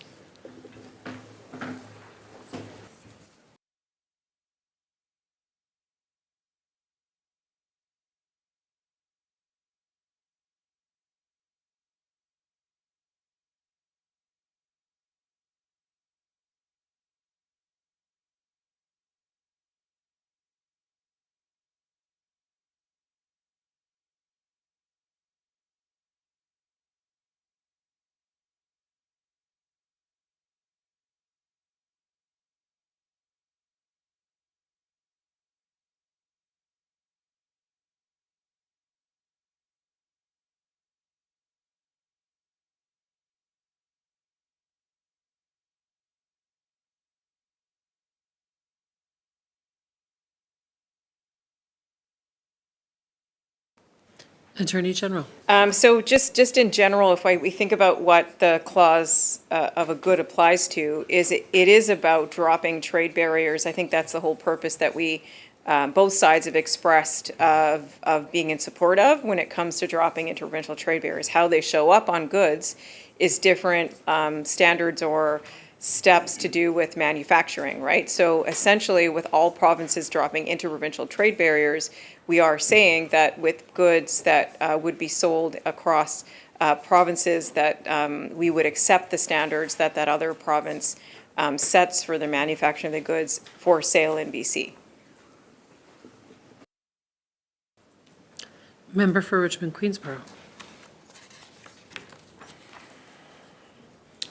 So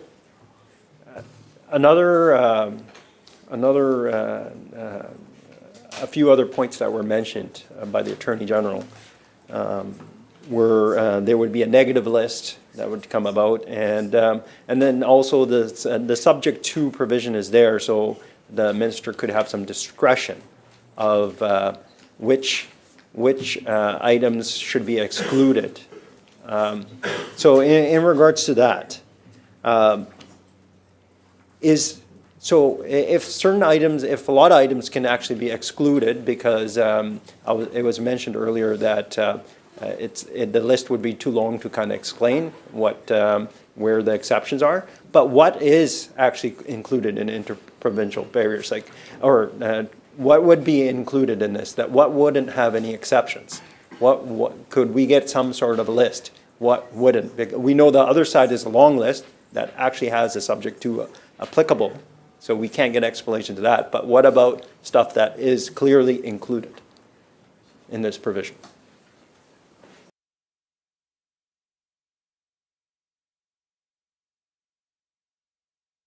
Attorney General. Yeah, thanks. So by default, a negative list is a process where you exclude things and then everything else is included. So that would be everything. So every other good that fits into this broad definition would be included in the list of the trade barrier being dropped. And it's defined as we went over in detail through various measures and subsections, and that would include. So it is through the negative exception list that you will see what's excluded.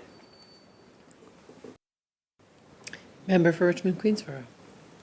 Okay, so I understand now, what's not included is the broad one. So what, in terms of the excluded list, since that's not broad, is it possible to provide a list today of what would be as excluded? Other than, we've heard two examples. We've heard the body armor, we've heard alcohol, we've heard those two examples. And, but those are two small examples. And if there could be a larger list, and I understand that it might be such a long, labor-intensive process, but if some examples can be provided, and those examples might kind of shed light on what it might be a sample of that kind of represents a larger theme of items that are that would actually be excluded. Attorney General. Yeah, I just wanted to provide some clarity that may be helpful in this line of questioning. So the subject to laws that the member's referring to, so the first part of subsection, or clause 2, subsection 1, is very different than the list of goods that are being dropped by the trade barriers and the exemptions. The exemptions are brought into force by regulation, which is clause 5, which is further down in the bill. And that will be the list that is included, and then everything else is included as a good. So you could have a good that is, for example, like alcohol, that's treated as being produced and manufactured and captured by the definition of good. But what is pulled out of that is the subject to clause, which says, except for anything that says somebody that's 15 years old can buy alcohol. Those laws still stand. So the good, in effect, is not being barred by subsection, the subject to clause of that section. It's anything that restricts things like age or who can sell it to. And then, so that is, then it's every good except for what's under the regulatory regime of exemptions. Member for Richmond Queensborough.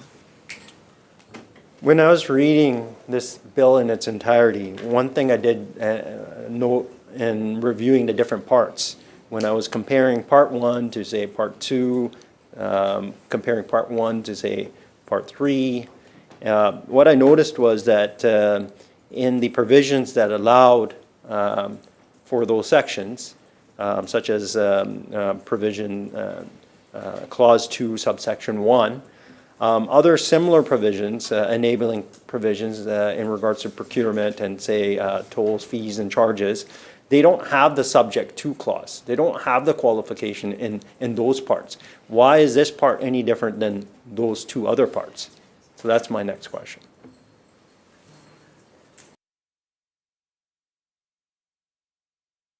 Attorney General. Thank you, Chair. We've canvassed this question quite a few times of what the reason for the subject to clause in specifically is for goods, and I just gave another example, so asked and answered.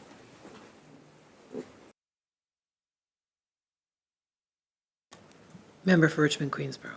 With all due respect, I did not ask the question that I was referring to parts 2 and 3. How does part 1 differ from part 2 and 3? And if the answer is going to be provided to me, that we'll get to part 2 and part 3 when we get to it. But what I'm asking about is part 1. What I'm asking about is clause 2. Why does this one have the qualification, and why don't those other provisions have qualifications too? We're talking about this whole bill is about it's supposed to be about economic stabilization, tariff response, and that seems to be the label of this in terms of alleviating burdens of a trade war. So why does the part that deals with alleviating symptoms of a trade war, why does that have qualifications, and why do other parts not have the qualifications? I understand that, the exemption, the exclusions, I understand that, but that could be applicable to other parts as well. But why was particular focus put on this part? When this part is the one that, what we've heard is when consultation happened with the different chambers of commerce, they seem to like part 1, So that's, that when an example is given about this bill, what do other associations or stakeholders like? Example is given, part one is liked. So then why does part one have qualifications and then those other parts don't have qualifications? That's the question.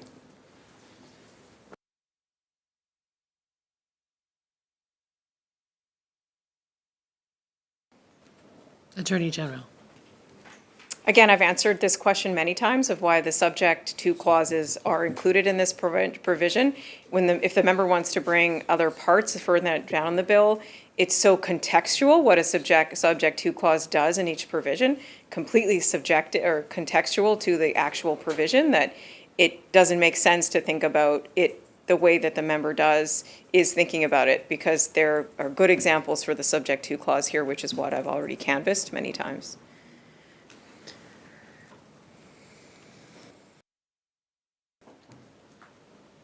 Chair, I do think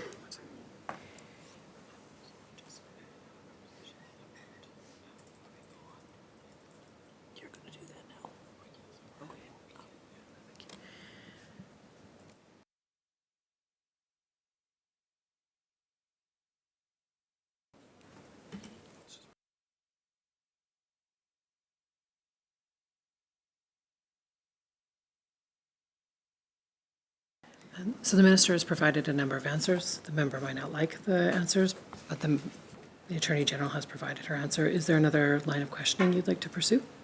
with all due respect, Madam Chair, when I was asking the question before, I was referring to subject to, but I was not asking it in references to any other parts of the bill. And now this particular line of questioning that I'm asking is I'm comparing this part to other parts. So that's the line of questioning. I'm comparing. I wasn't comparing before. Now I'm comparing part 1, 2, and 3. And why I'm comparing is because when this legislation was brought forward, there was a narrow focus put on a tariff response. And when people think about tariff response, or stakeholders think about tariff response, they think about how do we remove the interprovincial trade barriers. And it's a very important issue. And that seems to be the focus of what's a good thing in this bill. So when a certain part of this bill is being qualified, and when other parts are not being qualified, such as procurement, which gives extra authority to the government to decide what products are being purchased by the government, that involves fiscal responsibility. When that does not have the qualification, that's a little bit concerning.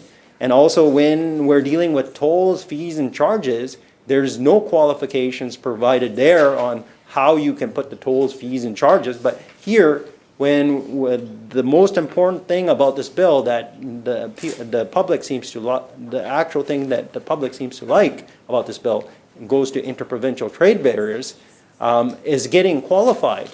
It's getting qualified. It's getting restricted in its definition when other parts are not, right? So that's why I'm bringing it up. It's a very important. I understand that it may sound repetitive, and I may have asked it in another context, this question. But now I'm asking this question in a different context, in a comparison aspect. And that's what I'm doing. I'm not trying to be tedious here. I'm asking genuine questions. And in the general framework, I understand in a detailed framework, when you're just looking at the provision alone, that's why the subject to is included. But why wasn't further qualifications provided on, say, procurement, or say the tolls, fees, and charges? Especially when the focus of this legislation is a tariff response. And when stakeholders are talking about, okay, the good thing about this legislation is the part 1 that deals with interprovincial trade barriers. So I understand that my questions,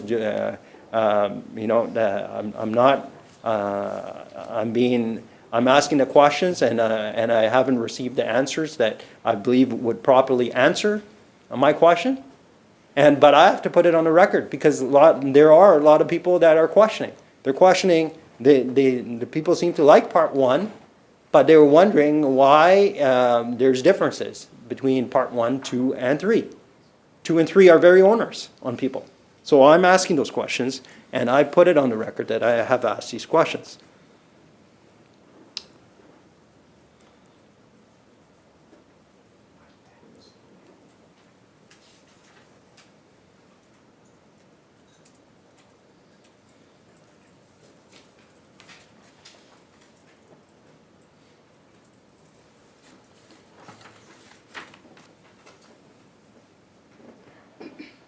Okay, so my next question has to do with constitutional and legal clarity.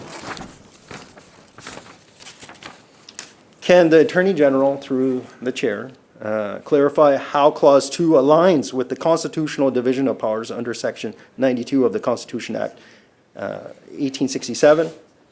Specifically, how does this clause avoid intruding into federal trade and commerce powers?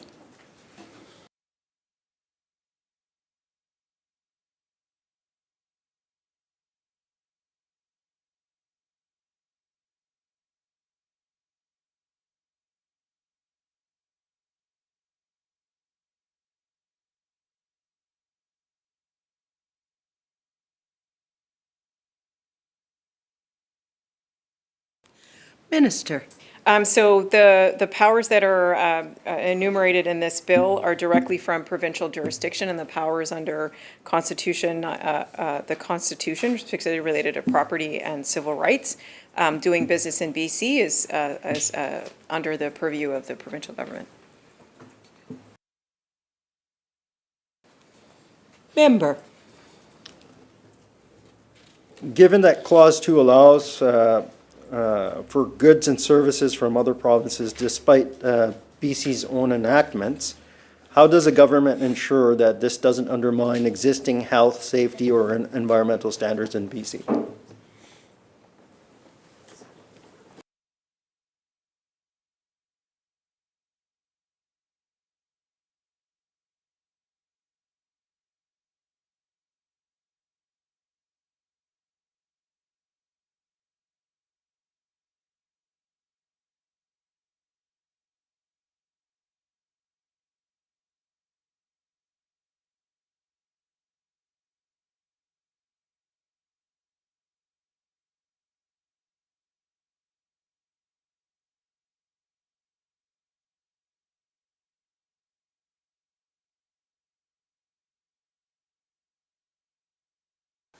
Minister. In Section 5, there's a reg-making ability for ministers to exempt things that they feel like are related to health and safety.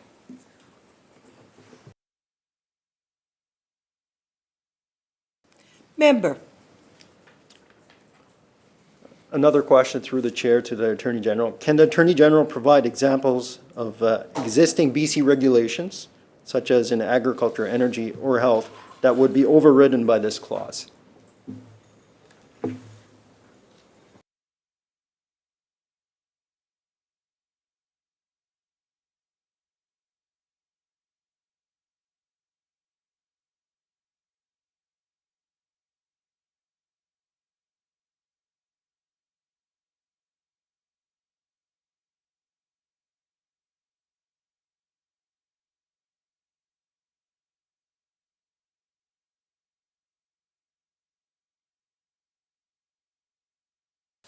Minister. I have answered this question already related to Section 2. So just to say that the process that I spoke about previously to do with the negative list applies.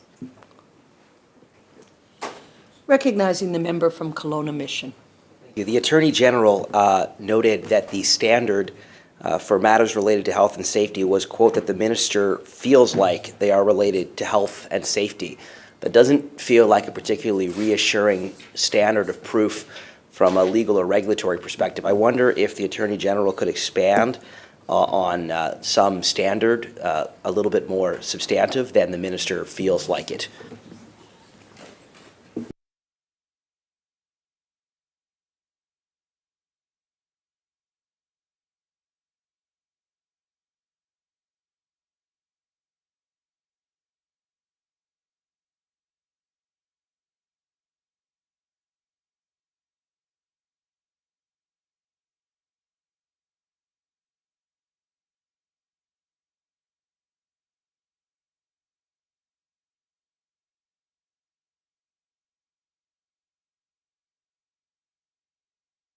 Minister. Obviously, to the member's question, I didn't mean that there was no actual standard in place. What I meant is that through the analysis of the minister regarding the exemptions that they would put in place, there's an opportunity through that analysis and discussion with stakeholders in that process to exempt things if there are impacts on health and safety. Member. I thank the Attorney General for the clarification. I do think, would the Attorney General agree that when we are dealing with a bill that had been called one of the most dangerous and arbitrary pieces of overreach in the recent history of the province, it's important that we're a little bit clearer than having decisions be made on the basis of how a minister feels about something. The entire point here is that this is government, this is democracy, there is oversight, and I think it is rather dangerous and flippant for the Attorney General to be referring to the standard of proof as being that the minister feels like it. So would the minister agree that we need a little stronger standard than that? Minister. I'm going to take general exception to the way that member is asking questions. I've been nothing but standing here and providing detailed answers for hours to every single question that the opposition has proposed, and not once have I been flippant about my answers. And so I just take general exception to that question. Duly noted. Thank you. Seeing no further questions, shall Clause 2 pass? Aye. So ordered. Member from Richmond, Queensborough. Oh, my apologies. Attorney General. Hello, Chair. I would like to move an amendment to Section 3. I believe everybody has a copy of the amendment at this time.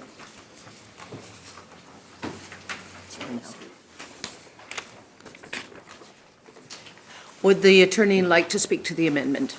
So this amendment comes from the work that we did after introducing this legislation to speak with stakeholders to make sure that we were taking into account any concerns. I'd like to appreciate the work with the Green Party in particular with this provision. And so it adds clarity under Section 7 on when anything made under this section will be published by the minister and on a publicly available website.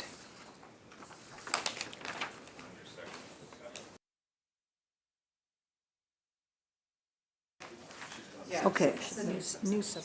New subsection 7.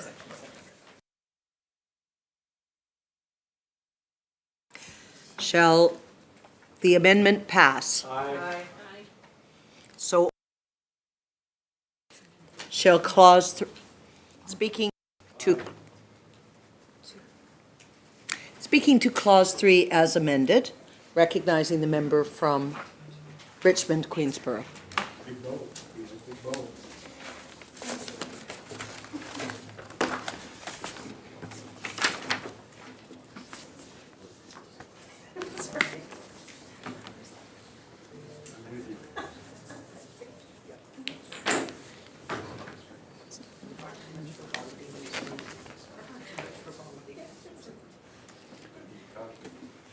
So, Chair, this Member.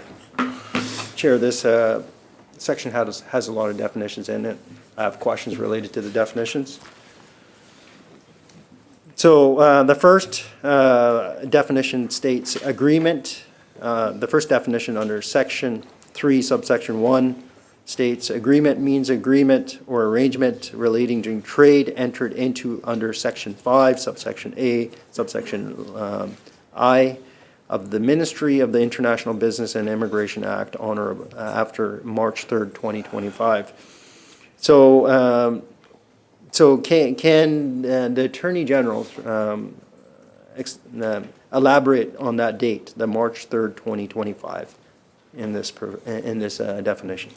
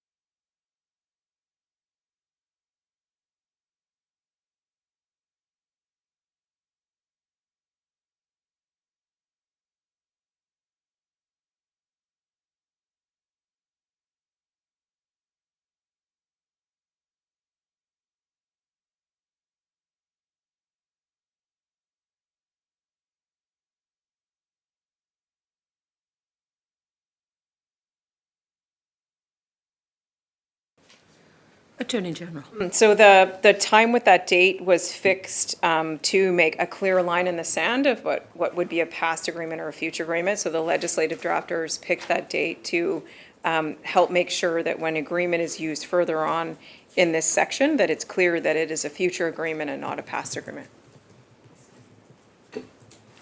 Recognizing the member from Kelowna Mission.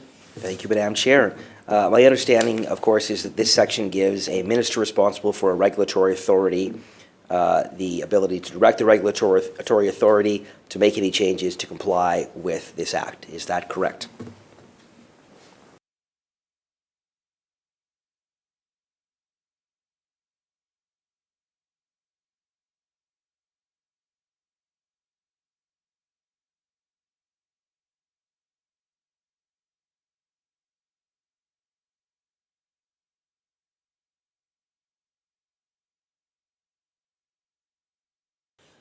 Attorney General. Thank you. It gives the minister the ability to request changes or response from a regulatory authority, and if they don't do it, then the minister's ability to step in to do it.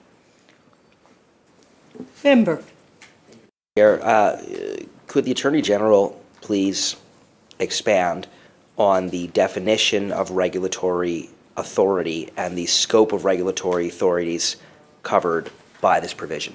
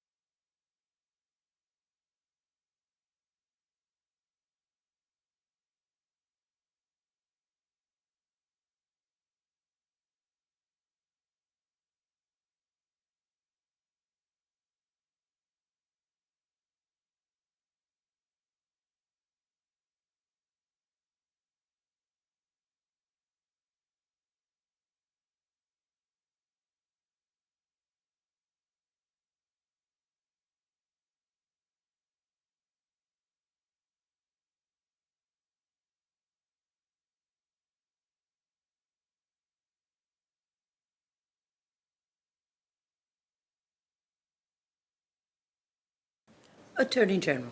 Thank you. So the definition of regulatory authority needs to be read also with regulatory provision. So the way this is designed is its definition is very broad, but in essence, it's any regulatory authority that has the power to make a regulatory provision, which is essentially a power for them to make a certain amount of it's basically a rule or a standard under an enactment that they can provide. So if they're empowered to do that, then they would be included. So an example of that would be the liquor distribution branch, for example. Member. Thank you, Madam Chair. Given the breadth of the definition, can the Attorney General specify what, if any, limits are applicable to the definition of regulatory authority?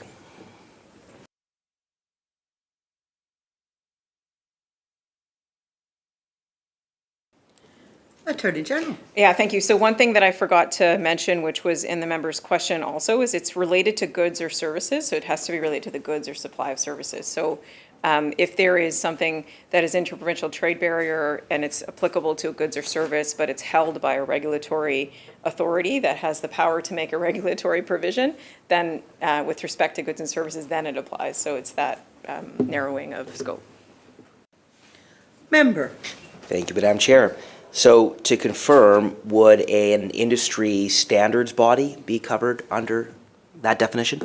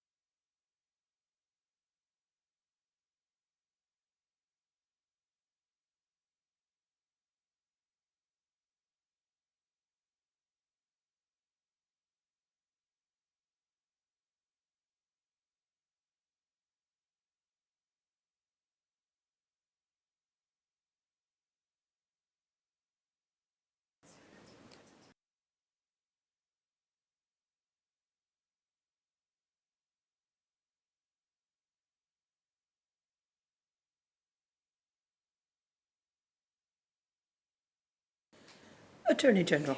So the answer is it depends. So I went through the kind of train of attachments. So if you're a regulatory authority that can do regulatory provision for goods and service, and you're an industry association, then yes. But there are a lot of voluntary associations related to industries, and that would be a no, because we're talking about the ability to make an enactment. So you have a legislative authority that's been given to you by the province to put forward some kind of enactment that essentially regulates a good or service in BC, and then you're captured. Member.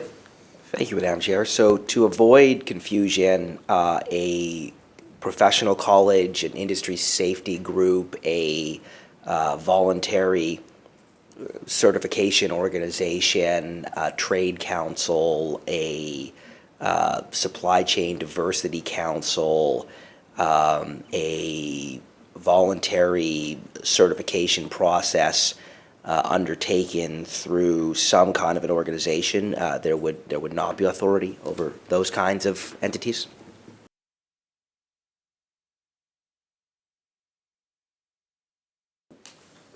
Attorney General. Yeah, no, not unless they've been granted authority to enact a regulatory provision. So it would depend on the body and what power they're using to, I guess, oversee or set a standard for that industry.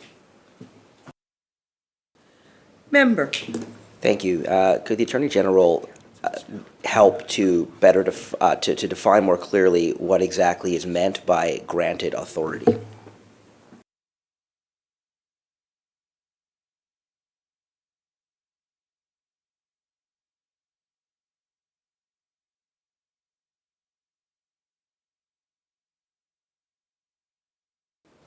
Attorney General. So the power of that is in the phrase before it. So that has been given by an enactment. So an enactment is defined in the Interpretation Act as law or regulation of BC. So through that enactment, they've been granted authority. So it's under those provisions of that enactment, whatever it would be, that regulatory authority has been given to that body. Member. So for an abundance of certainty, how exactly would that be applicable to educational entities, particularly those that could be an entity that exists and has been licensed by government to exist, say as an educational institution, a karate school, you name it, to grant to undertake a standard of certification. So if you're a school that is a private college, for example, that is providing a training program, you're providing a certification, you're providing someone who's undertaken your program the ability to associate themselves with your certification, what would exactly be the mechanics there around that element?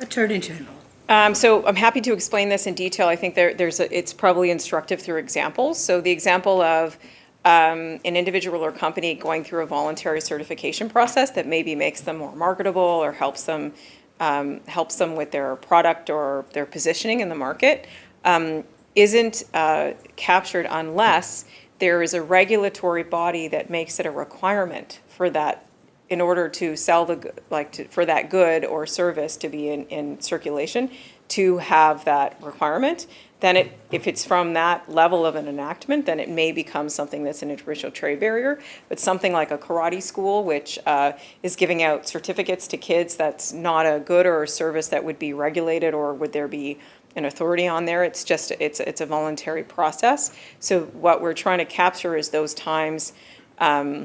We talked earlier today about, for example, some kind of requirements that may be in place from a regulatory body before you operate in the job, and certifications. You may think about some of those as interprovincial trade barriers, right? Because before you provide the service, you have to do this. The regulatory body's telling you to do that. But if it's related to karate certificates and all that, obviously that's not a trade barrier that we even regulate as a government, and wouldn't be captured by this. Member.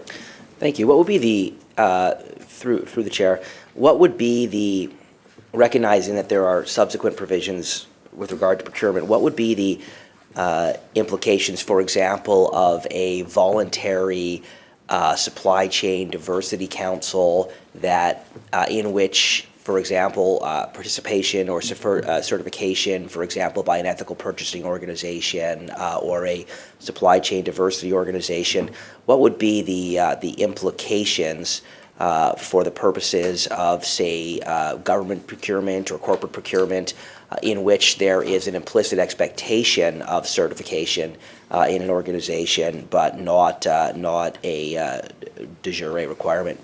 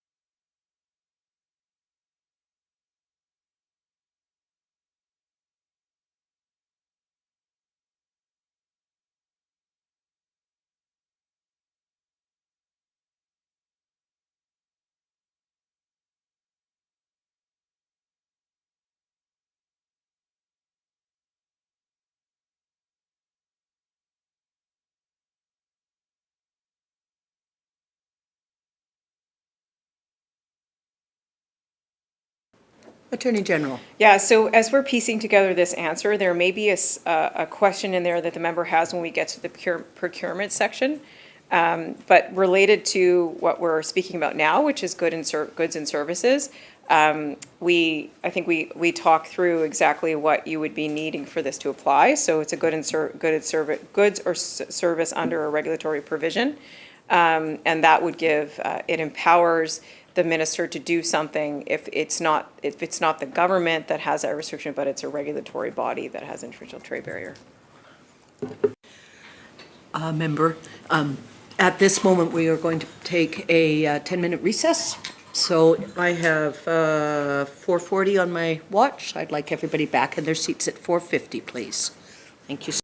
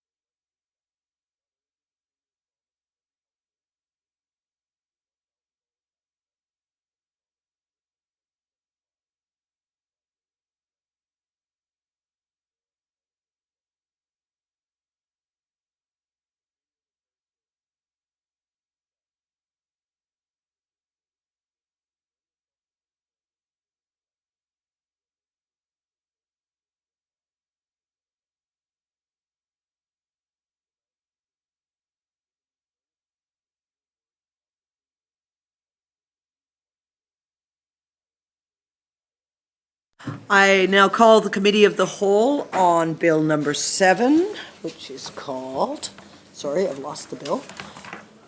Economic Stabilization Tariff Response Act. We are on Clause 3, recognizing the member from Kelowna Mission.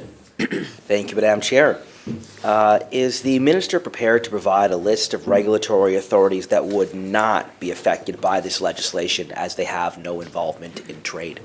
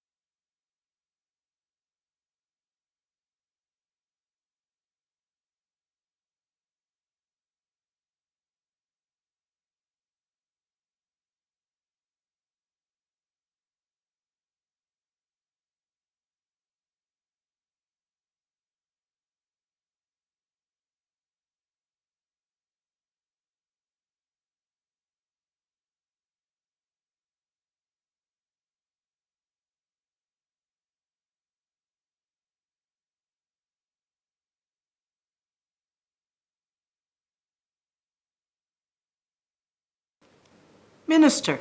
Okay, so in terms of the request for a list, it is, we don't have a list because it would be an extensive process to gather a list of what's included in this, but we do have, and similarly to the goods and services, an exemption, an idea of who's exempted, besides the voluntary certification processes would be like karate certification, all those things that are not regulated at all, so we wouldn't be included in the list. So the exemptions would be like regulated professions. So things like the Teachers College, the Law Society, bodies like that are not included in this section. And just I think in terms of understanding how this interacts with the whole bill, it may be instructive to talk about it. So what happens is that when we go to clause 2, it has a definition of regulatory measures, which includes regulatory provisions, right? So it's broad enough to include that. So section 2 of this bill drops all trade barriers, but sometimes it's the regulatory authority that has those trade barriers still on their books because it's under an enactment that they put that in there. So this is a process of requesting that regulatory authority to remove that, right? You've enacted this regulatory provision that is now deemed to be dropped because of part 2, or clause 2. So now clean up this and amend it to abide by that. And then it gives them a timeline to do that. But it also applies to agreements. So if there's something outside the scope of this bill that comes through an agreement that was made at a table that Jedi's at or somebody else is at, that you want to direct a regulatory body to implement through the regulatory provisions, then this would give the minister the ability to do that as well. Member. Thank you, Madam Chair. I believe that the Attorney General started listing authorities that would not be affected by the legislation, but didn't have an opportunity to finish listing those organizations.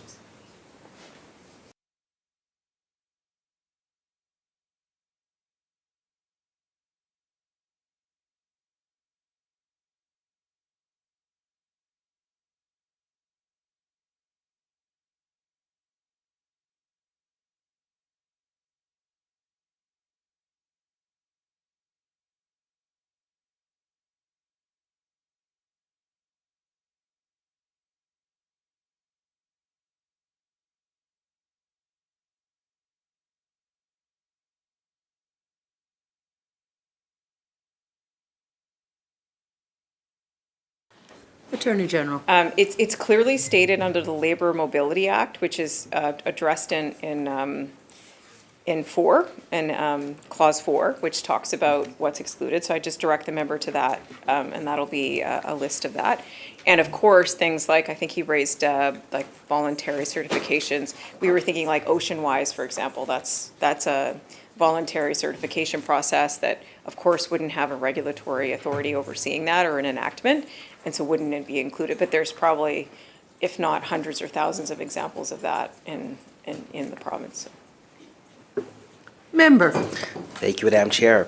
I appreciate the clarification.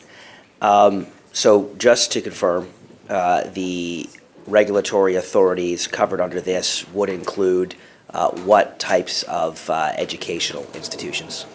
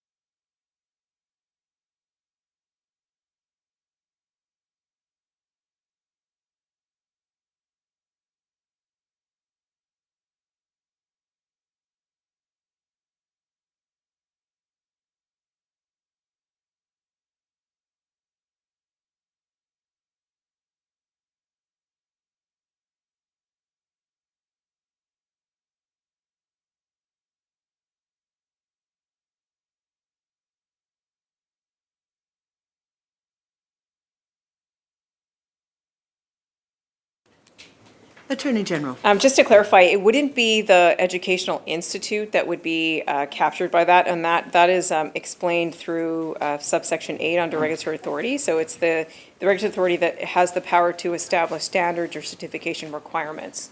So the ability to do that is what we're triggering. It's not the educational institute. So in the field of education, there may be those kind of regulatory authorities that sit above the actual institutions that this may apply to. Member. Thank you, Madam Chair. So to confirm, individual educational institutions would not be covered, but for example, the requirements, course parameters, educational attainment requirements, subject material, things of that nature, regulated by regulatory authorities overseeing educational institutions would or would not be covered, and under what circumstances?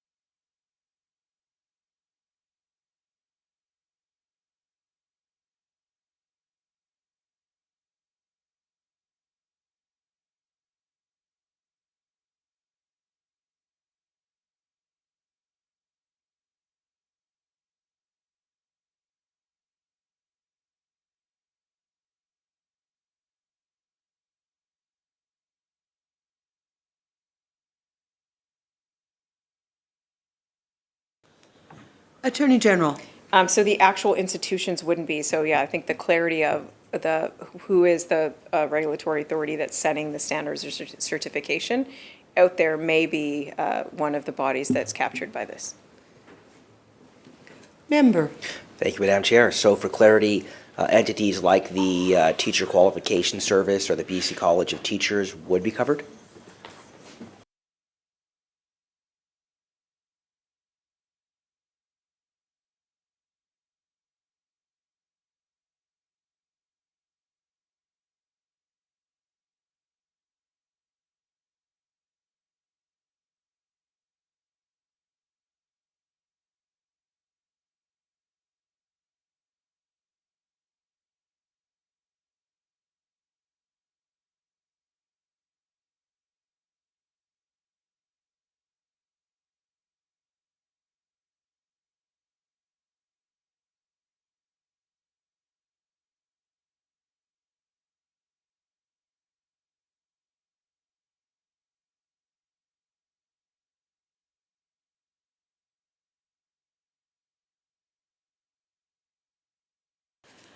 Minister. Thank you. Just referring the member to later on section 4, which we are kind of close to, which talks about the Labour Mobility Act, and that would be things like regulated professions, like teachers, like that he referred to. So to the extent that everything's covered under the Labour Mobility Act, we've excluded that from the regime. Recognizing the member for Kelowna Mission. Thank you, Mr. Chair, and welcome to the chair. So just to get a little clearer on this,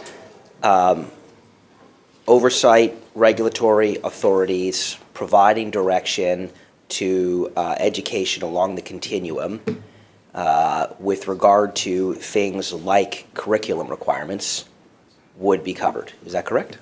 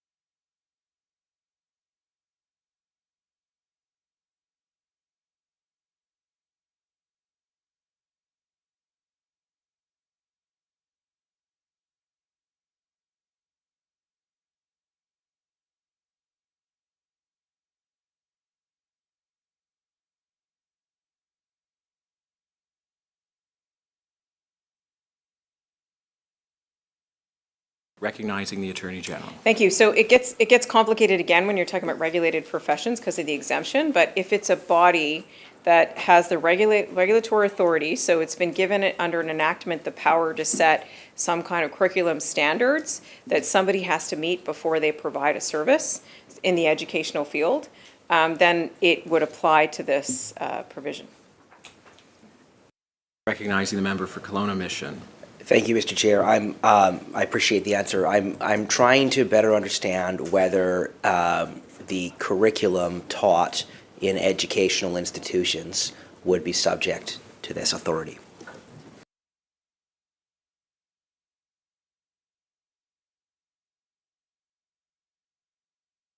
Recognizing the Attorney General. Thank you. I think the answer is, we're only able to provide an answer to that if it's more precise about what it means, because there's a distinction between regulated professions and non-regulated professions that's in this act. So, but there are situations where you can contemplate where there is a regulatory body that's setting a curriculum standard, so the person can operate in that service, providing that service without it, that would be captured, right?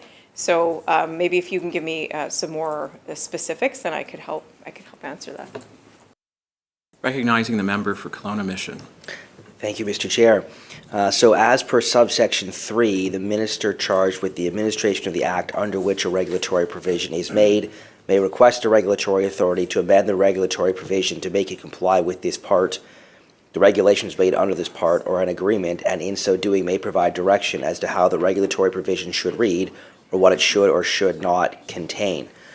So, for example, under that proviso, could the Minister of Education mandate a requirement that certain things be or not be in the curriculum of schools in British Columbia?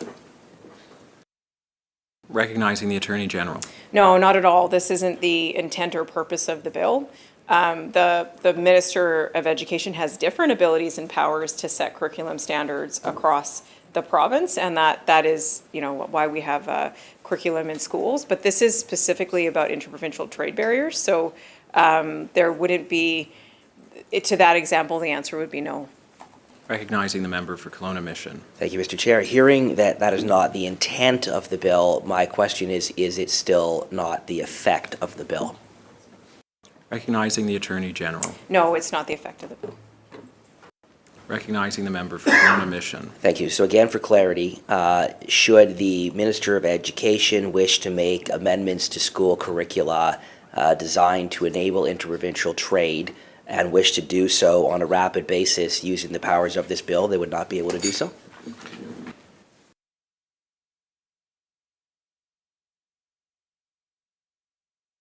Recognizing the Attorney General. No, and I think I answered it already, but there's other powers that the Minister of Education has with that regard.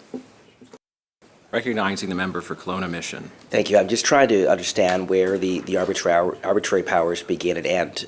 So just again, for further clarity, if it was deemed by the government or by the minister that there was a need to make a change to curriculum in order to enable interprovincial trade, for example, a change to the nature of education around the oil and gas sector in order to do business with Alberta in a totally hypothetical scenario, would this bill, on the basis of interprovincial trade, provide authority for the education minister to make such changes?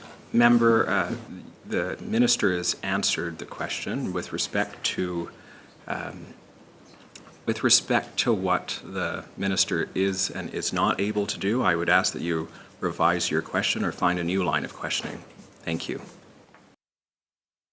I do believe it's a legitimate line of inquiry to try to understand where the arbitrary authority vested in ministers under the bill may lie. I'm trying to understand how that would relate to education. There are many other examples. Perhaps in light of the fact that that is not immediately clear either in intent or in effect based on a first reading of the bill, perhaps the Attorney General can illuminate in some greater depth the conversations that were undertaken in the development of the bill around what checks exist on arbitrary power. Member, if you might be able to, I'm having a little bit of difficulty being able to see how this is, Thank you, member for Kamloops Centre. I was speaking to the member for Kelowna Mission. I would ask that you rephrase your question, please. Thank you. Thank you. Respectfully, I don't believe that it is the chair's job to litigate the bill. I think that the chair could easily relinquish the chair, go sit on the other side. My duty as the chair of this committee is to determine whether or not there is repetition. We have to ensure that the business of this committee proceeds. I am not interjecting to stop you from doing your work, but I would just ask that if you're going to continue to go down this line of questioning, that you tie it specifically to what is there. Thank you. Certainly, I'd be happy to do so, Mr. Chair. Again, returning to subsection 3 and the ability to request a regulatory authority to amend a provision and to make it compliant. What I am trying to understand, I don't believe I've asked this question, nor do I believe I've gotten an answer. I'm trying to understand what checks and balances exist and what conversation was undertaken by the ministry in the development of subsection 3 to ensure that there is not the arbitrary use of power, or to ensure that there are checks on the arbitrary use of power. I think that's a very legitimate question that hasn't been answered with regard to subsection 3. Recognizing the Attorney General. Thank you, Chair. So I think the member is misunderstanding the context and the abilities that are under Section 3, and it's leading him to say words like arbitrary, but actually it's very clearly rooted in the regime and a very direct and thoughtful ability of a minister that's a following up on the powers in Section 2. So maybe I'll articulate them again. With a little bit more explanation that might help. So under Section 2, which was just passed, we use the tools to drop the interprovincial trade barriers. The definition of regulatory measure in that provision that we canvassed extensively includes regulatory provisions.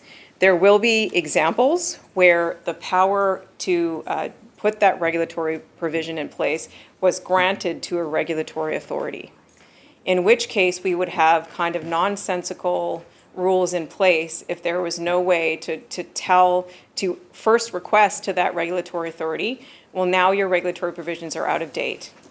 And the minister would say, could you please amend them to comply with the state of dropping of interprovincial trade barriers. So essentially in this time when we're using that regulatory provision is already out of date because of the dropping of trade barriers. We're asking the regulatory authority to amend, just like the ministers will be amending their books when it comes to the dropping of interprovincial trade barriers. So it's part of the process of doing, and it provides certainty to people and under that regulated authority. It will clear up any confusion related to any regulatory provision under that enactment and regulatory measure under the government. So there is a clarity amongst all of the rules that are at play. And that is the purpose that's very confined in this section and very important to provide that level of certainty to businesses operating in BC. Recognizing the member for Kelowna Mission. Thank you, Mr. Chair. I think that one person's out of date and one person's confusion is another's arbitrary exercise of power or arbitrary exercise of interpretation. So what I'm struggling to understand is, while I fully recognize that there may be instances where obviously there is an uncontroversial, uncontentious, uncontended matter that needs to be brought up to date by a regulatory authority, there might also be a matter where there is confusion and need for clarity. I have no dispute with that. What I'm trying to understand is what checks or balances exist in that context to ensure that the minister or ministry or government is not engaging in an arbitrary interpretation or one that could be deemed to be arbitrary by the regulatory authority. And I think that's certainly relevant as we begin moving into to subsection 4 and subsequent elements of the bill. Okay, seeing no further debate. Thank you. Recognizing the member for Richmond Queensborough.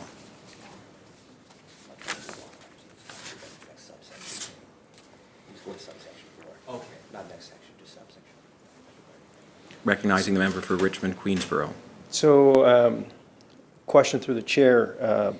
I have questions related to clauses 3 and 4 in, subsections 3 and 4 in clause 3.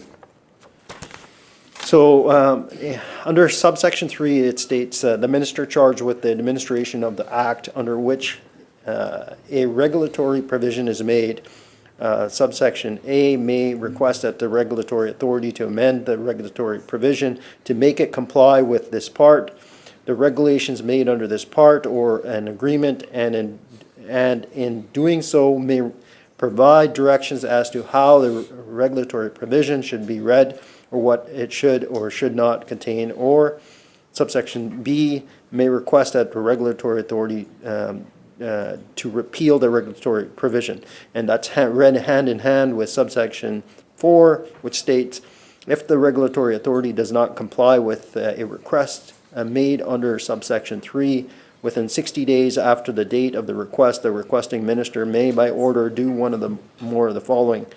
Subsection A, make a regulatory provision that complies with this part, the regulations made under this part or agreement. And I'd like to kind of glance over to subsection 5, which goes on to say a regulatory provision made or amended under subsection 2A or subsection 4A or B prevails if there is a conflict or inconsistency between, and I'd like to go a little bit further. Subsection B states a bylaw, rule, resolution, practice, policy, standard, procedure, measure, or other record made made under the applicable authorizing enactment. So in regards to that, reading all that together, it suggests that a minister by regulation can denounce a municipal bylaw that's in place and overrule that bylaw by a new regulation. Is that the case? Is my understanding correct when I'm interpreting that?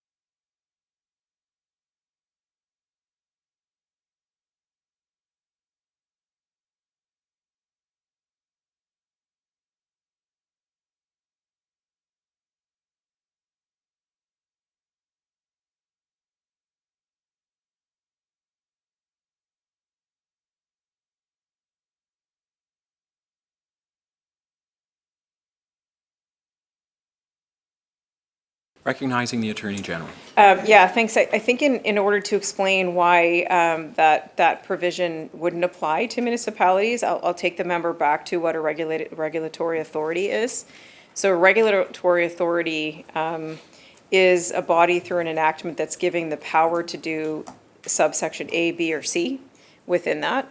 And so, for example, the assessment of goods and services is not a thing that a municipality is empowered to do by their legislative enactment and their legislative creatures of their legislation, or the recognition of a goods and services meet the standard or certification requirements. These are responsibilities of higher levels of government. So once you put that filter over what a regulatory authority is, and you get to the subsection that the member's talking about, the term bylaw would not be referring to the type of bylaw that I think the member is asking about. Recognizing the member for Richmond, Queensborough. In regards to regulatory authorities, some of them may have been created under legislation that is pursuant to other ministries. And if what this seems to suggest is it seems to give the minister blanket authority. If there's a bylaw or there's some sort of regulation that's already passed from the past that may even deal with a different ministry and may even involve a regulatory authority, the minister that is currently dealing with a regulation that wants to kind of have that regulation effective may challenge or may override the existing regulation or the existing bylaw that's being implemented by a regulatory authority that's under authority of a different ministry. Would that be fair to say?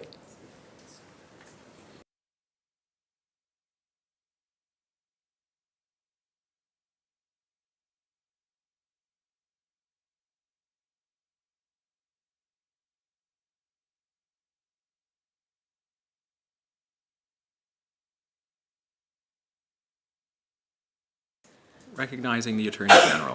It's just want to refer the member to the first part of subsection 3 that says the minister charged with the administration of the act under which the regulatory provision is made. So that makes a clear distinction about which minister is doing the work related to this section, and it is the one that is in fact charged with the administration of the applicable act. Recognizing the member for Richmond, Queensborough. Through the chair, I thank the Attorney General for that explanation. I understand if there's a current regulation and a certain minister is charged with that particular regulation, but when that minister is trying to make that regulation and that regulation conflicts with another regulation that is actually under another minister or under another ministry's regulatory authority operating or enabled under a different ministry, that's the situation that I'm referring to. When a current minister that's dealing with its own regulation is now trying to make sure that that particular regulation can take effect, but the only hurdle is that there's another regulation under a different ministry that kind of conflicts. And so the current minister would try to amend the past regulation. I don't know if that makes sense, but I'm not referring to one particular minister dealing with a current regulation and a past regulation that's under the same minister. I'm dealing with that two different regulations that may be under two different ministries. And one minister is trying to change what's already in past that was enabled through a different ministry. Recognizing the Attorney General. Thank you, Chair. So that would be solved by the ministers talking to each other and figuring out how to approach that problem. It happens often in government where the size of government and the level of legislation and regulation that ministers have to coordinate their responses.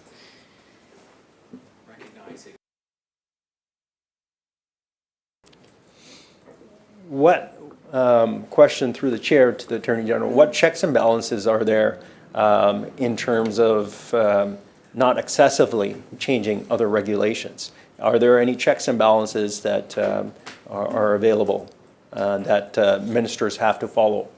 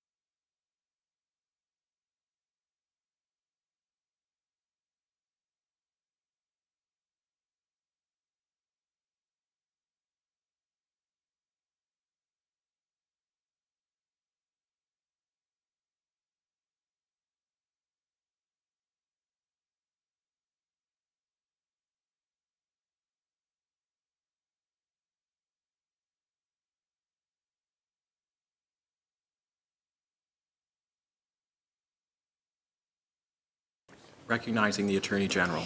Just to make a general comment on the framing of the member's question, the whole point of dropping interprovincial trade barriers is to remove regulation and to remove those things that are getting in the way of doing that, something that I'm sure the opposition supports. So we start with that. Within this provision, it's very specific what the checks and balances are with respect to this provision. So it starts with clause 2, which we already talked about, does the dropping of interprovincial trade barriers. So these regulatory provisions at this stage that we're acting in the process, or a minister may act, those provisions are already deemed to have been that interprovincial trade barrier and dropped. So the first check and balance in this power is the request to the regulatory authority to amend those provisions to apply with the law as it would stand in BC if this bill is passed.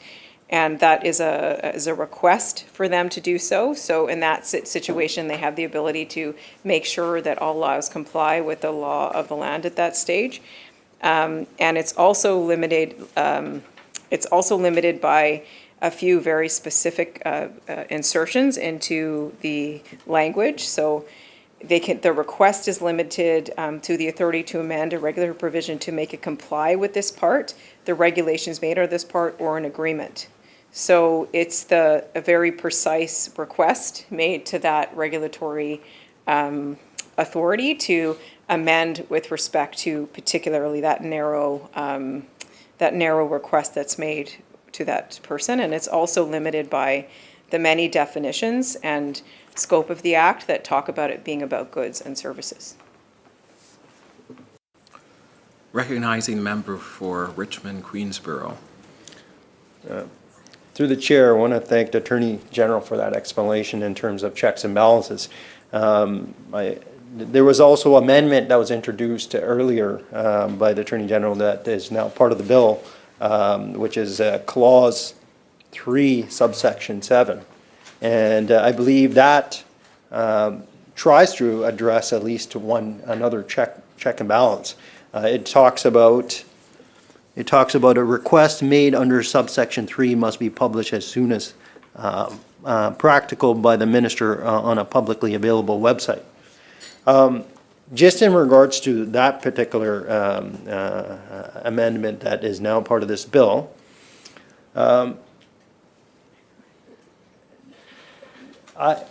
it's my respectful submission that it doesn't go far enough. In order to be fully transparent and in order to have a proper check and balance in regards to this particular subsection, leaving it open to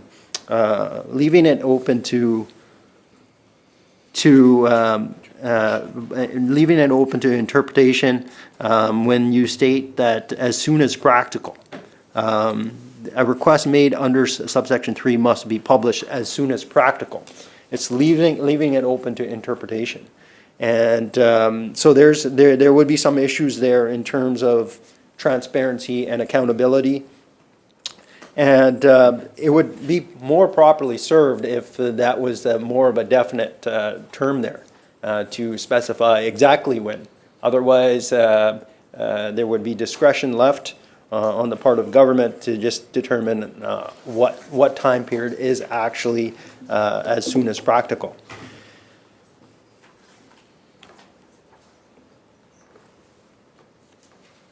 So I think a more practical terminology that could be included in that particular amendment that is now part of this bill, it could be clearly defined as 1 business day. So it could state that a request made under subsection 3 must be published within 1 business day by the minister on a publicly available website. So, so I'm going to move a motion, amendment. I'm going to move amendment to clause 3, subsection 7, and that is by amending and striking as soon as practical and substituting within 1 business day. And I have copies. Yes.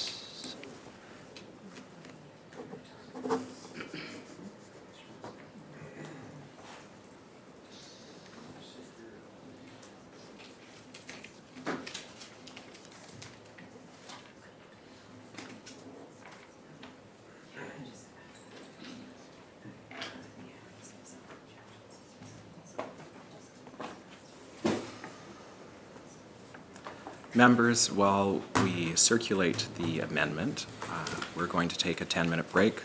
We will reconvene at 5:47.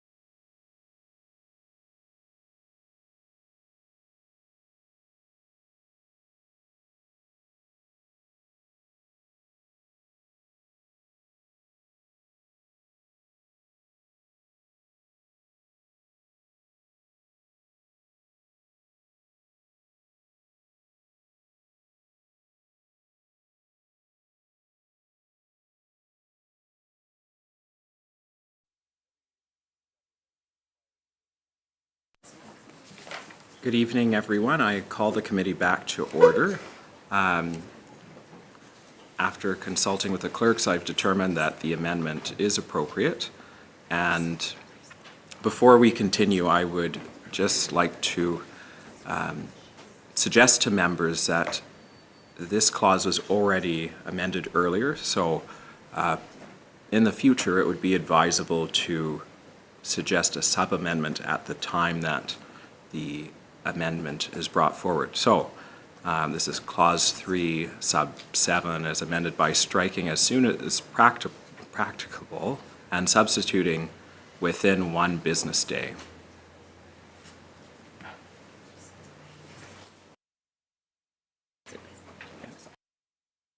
So on the amendment, recognizing the member for Richmond Queensborough. So earlier I asked a question about checks and balances when we were discussing the minister's discretion in changing regulations. And I was pointed to subsection 3, which reads, the minister charged, the minister charged with the administration of the act under which a regulatory provision is made may request the regulatory authority to amend the regulatory provision to make it comply with this part, the regulations made under this part or agreement, and in doing so may provide directions as to how the regulatory provision should read or what it should or should not contain, or may request the regulatory authority to repeal the regulatory provision.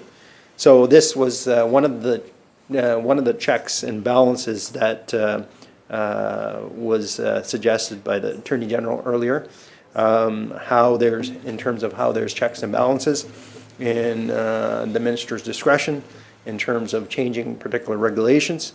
So and then there was a amendment that became part of this bill, and that particular new section, which is subsection 7, refers back to that particular subsection that I just spoke about. It refers to a request made under subsection 3 must be published as soon as practical by the minister on a publicly available website, meaning that, my understanding of that, it brings more, the attempt is to bring more transparency and more accountability to the process of changing a regulation. But when you see that that phrase, the new phrase that's attached, the new clause that is attached as a request made under subsection 3 must be published as soon as practical, that leaves it open for interpretation. So who determines that as soon as practical? Now, this is supposed to be a check and balance where the minister is making a request, and if it's supposed to be a check and balance, it shouldn't be open to, the process shouldn't be open to it shouldn't be open to interpretation. So I feel this can be appropriately dealt with if there was a set time period.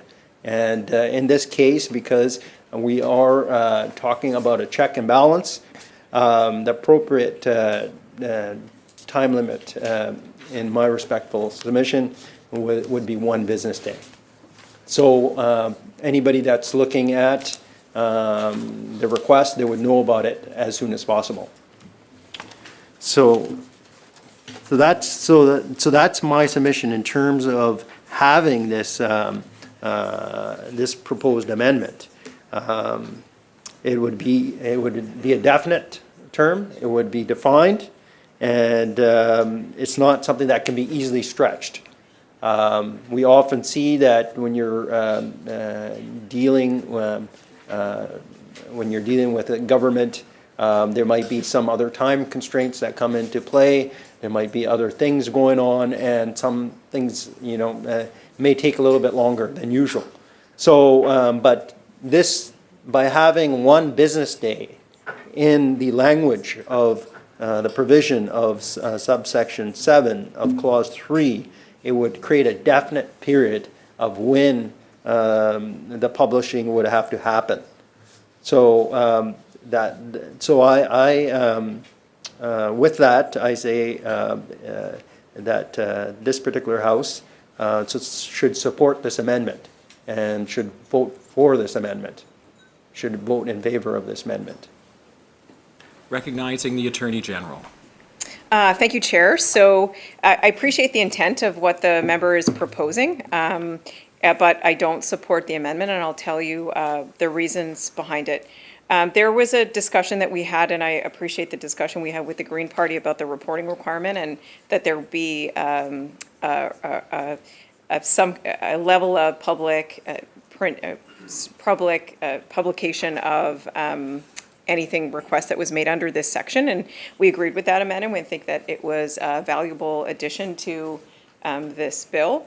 The reason that we chose the words "as soon as practicable," so I want to just make sure that there's a clear understanding of the difference between the word practicable and practical, because that term that's there, as soon as practicable, like, it's getting late in the day. It's getting late in the day, people. You get it, you know what I meant. So there is a legal difference between the two. This term is very commonly used in statutes and very heavily used and interpreted by courts. So it holds the party that is under that provision to a high standard of as soon as possible, unless barring some unusual circumstance that got in the way, which is exactly the standard that we think should apply to whatever government is using these provisions in the future, because what the member is proposing as within 1 business day, in a circumstance where there was a technical issue of getting it up, the government would be in breach of that provision. So you never design legislation in a way that makes it impossible, or basically it's a little bit impractical for there to be an automatic breach within something.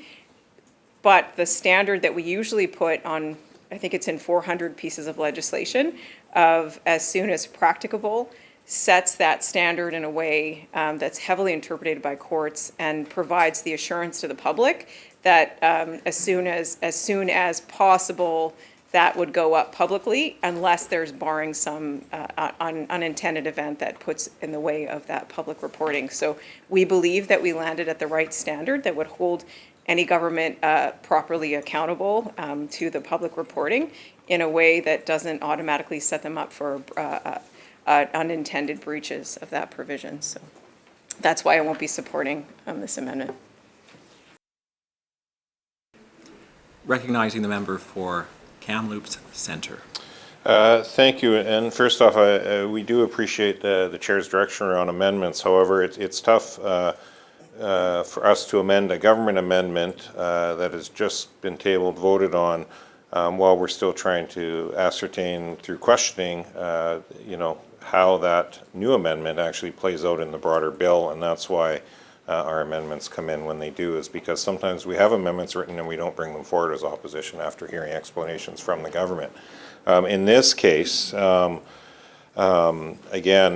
with subsection 7 being added in by the government in their amendment, I can appreciate what the minister is saying. However, this is a new piece of legislation.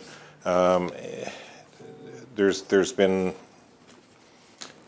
varying degrees of answers around expediency. What does that mean? What doesn't mean? In terms of JEDI and other ministries, how quickly they would or wouldn't be responding to inquiries in this bill. And then we get to this, where in terms of publishing and a publicly available website, the reason the opposition would like to see it and would hope the government would see their way to supporting it, making it very clear that it's 1 business day. As much as the minister may try to convey that discussions were had with the Green Party behind the schedule or behind the scenes, that is part of the problem. The confidential discussions with a party of 2 behind the scenes, to the exclusion of the other half of the legislature, on crafting of legislation, more importantly legislation or amendments to critical pieces of legislation like Bill 7 that was under fire from all parts of the province to be repealed in its entirety, lead us to this. A clause, an amendment that is supposed to lead to openness and transparency developed without any openness and transparency. Again, based on the track record of the government for lack of that openness and transparency, when we see how orders in council are regularly released as a matter of practice by this government, not, yes, on a website, not exactly trumpeted, not exactly promoted, especially when there are things to do with regulations that maybe the government doesn't really want to shine a bright light on. What we're really trying to say to the broader business community is that as regulations start to change, potentially very quickly under Bill 7 moving forward as it relates to interprovincial trade barriers, they can have some semblance of understanding in the realm that they work in, which is business days, when they would actually see those regulations show up. Obviously, if there was extreme situations that triggered some sort of legal action, the onus would be on the government, just as it would be anyways, to prove that it was circumstances well beyond their control that they weren't able to publish it on that one business day. Neither of these clauses, what the government has amended, nor what we have brought forward, would prevent the government from having to potentially explain in front of a judge or some form of tribunal why delays happened. And so the answer from the minister, although may sound legally completely accurate, it doesn't absolve the government from potentially businesses and others wanting to take those types of actions. So again, when I package everything together on how this bill has been rolled out, the quiet conversations with to the exclusiveness with just the Green Party, despite all of the public outcry about this bill, and then the changes that come forward in the bill without broader consultation and seeing things like this, we just feel that certainty of the language would be much better served for the broader public understanding of what changes would be impacting their businesses in real time.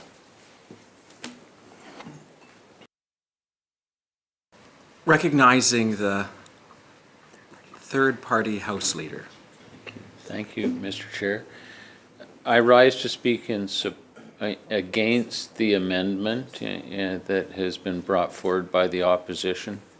As soon as practicable is a well-established standard in legislative drafting and in legislation, and is widely used, and it doesn't give the administrator of the legislation the flexibility that is implied around completing the release of information as soon as practicable.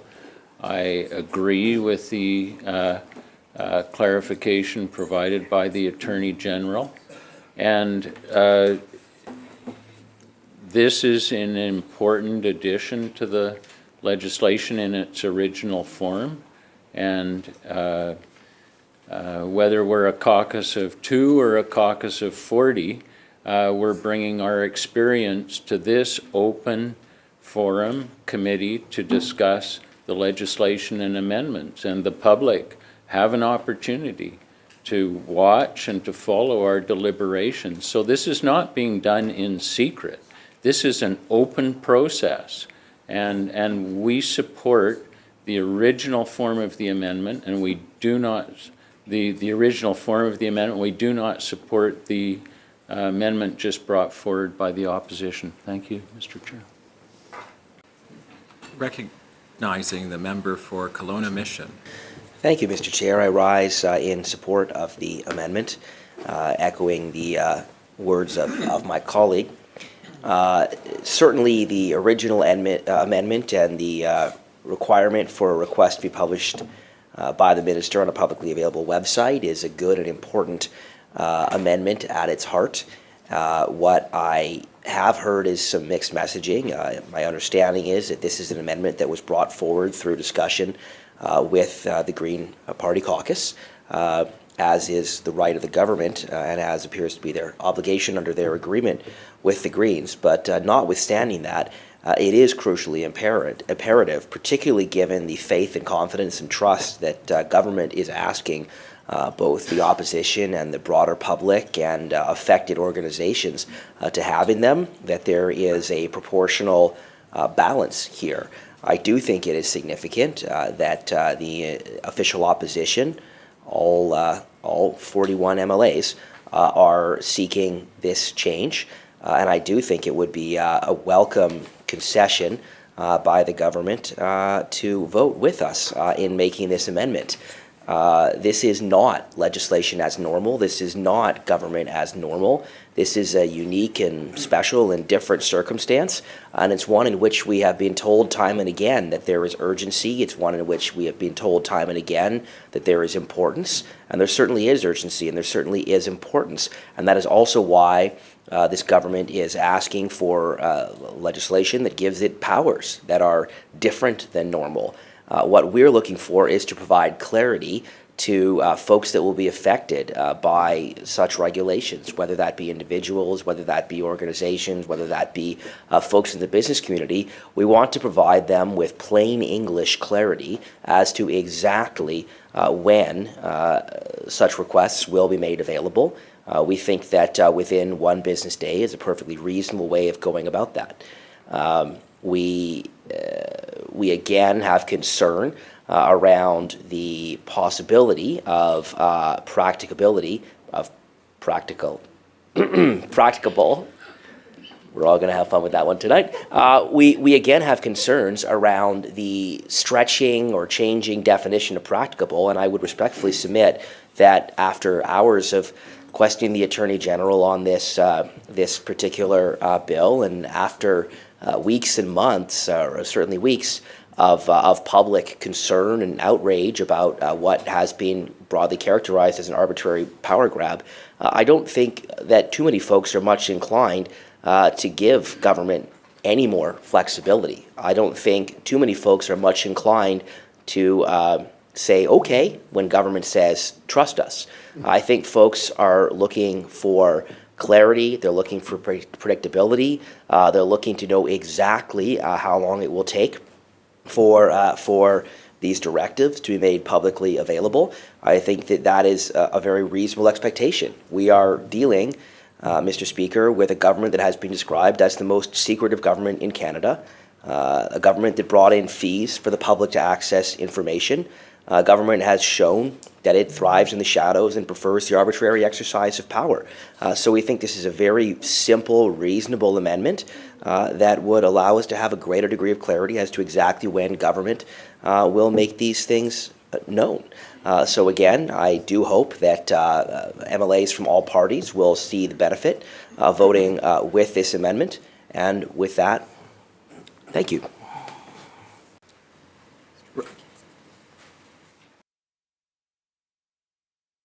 Recognizing the member for Prince George Mackenzie.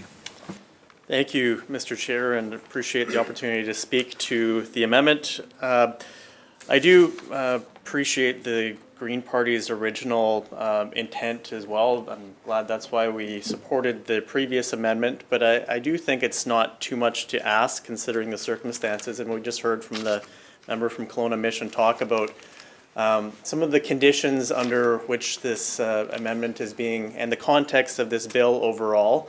To have a little bit more specific guidelines for government within the context of this bill. The previous speaker just referenced some of the government's previous secrecy, and the Canadian Association of Journalists had even given the government a Code of Silence Award for outstanding achievement in government censoring secrecy.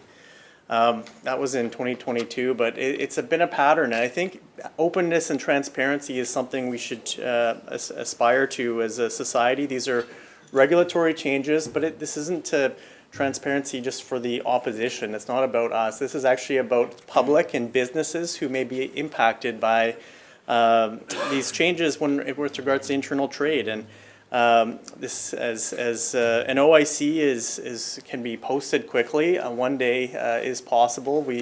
It's done in the case of for orders in council regularly. We should look at that to try to make, give businesses some certainty. So sector-specific regulations that are made that are impacting doing business in this province, let's give them speed and certainty so that they know when this power is going to be used and when a change is made. We made examples. I spoke earlier in the debate on occupational health and safety regulations, for example, and when those changes are made, if they are a change and these businesses are impacted, it is helpful for them to know.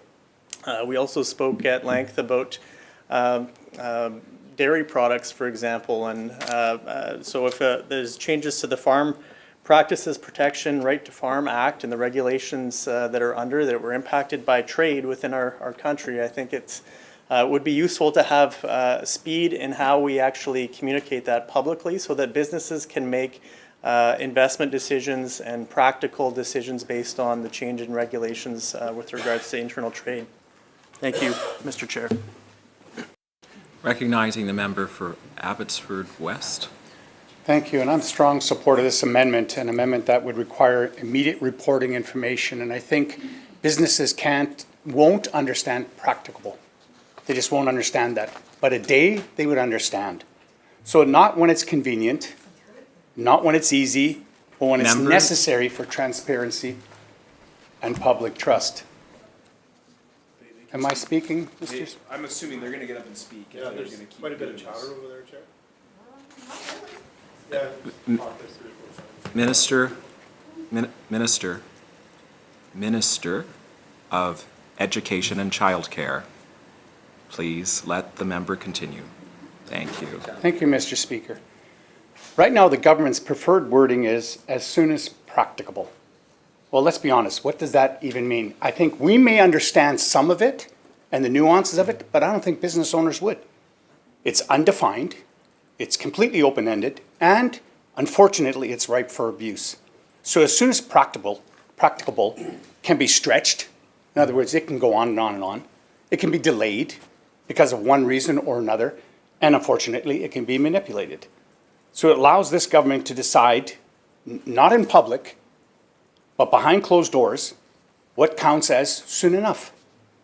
That's just not good enough. This amendment would do something simple, but it would do something that's powerful. It would require that regulatory changes be published at least one business day before they take effect. That's a minimum standard. One day, not weeks, not months of endless delays, just enough time to ensure the public, the media can push it out, stakeholders can actually see what the government is doing before it's ready to be done. We're talking about a government that has earned a reputation, again, as other members have said, as one of the most secretive governments in Canada.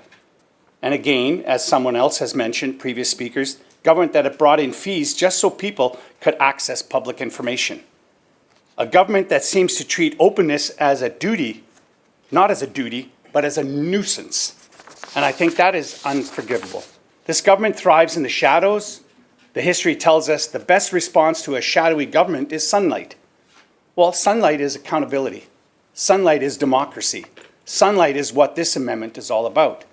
So let's stop pretending that as soon as practicable is good enough. It just is not. We owe it to the people of this province to be clear, to be timely, and to be transparent. And that's why I support this amendment, and I urge all members of the House to do the same. Thank you. Recognizing the member for Courtenay Comox. Thank you, Chair. I haven't heard anything from the other side that presents a effective argument as why this cannot be done. And if we're driving for more transparency in governance, which we all should be striving towards, and more certainty in investment, which is the purpose of this bill, it seems to me to make sense to commit to a hard timeline. We've seen through multiple estimates, and I've sat in on them, that is one of the hardest things to get out of this government is concrete times. When will it happen? Give us a date. What's the timeline? What are the metrics we're going to measure this by? And this certainly seems like an easy opportunity to adopt a simple change to ensure that the business community is told upfront exactly when it's going to happen. This saves the take out the trash Friday news cycle where we see your overpaid comms team dump everything on a Friday hoping it won't hit the news cycle. I don't understand how this would be a challenge. And I would put it to the minister to explain why the 1 day presents a problem in reporting these orders in council. And I think that you would owe an explanation to British Columbians to explain why it is not possible versus trying to avoid this very simple change. Thank you. Seeing no further debate, shall the amendment pass? Those in favor say aye. Aye. Opposed? Nay. The amendment.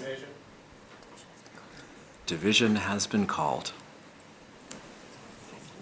Well, do you have somewhere to be? Yeah, same place as you. Just let it. Oh. Then again.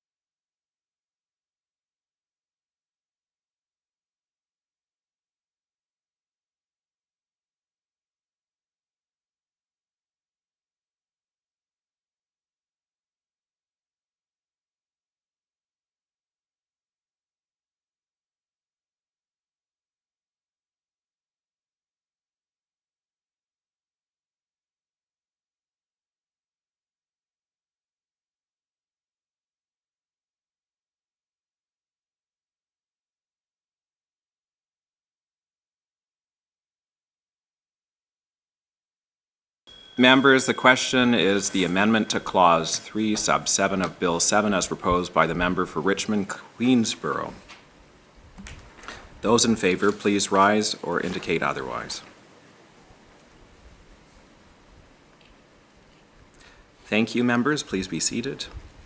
Those voting nay, please rise or otherwise indicate.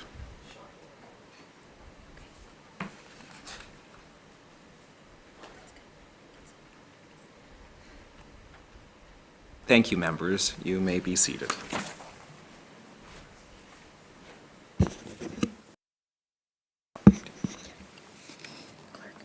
Clerk?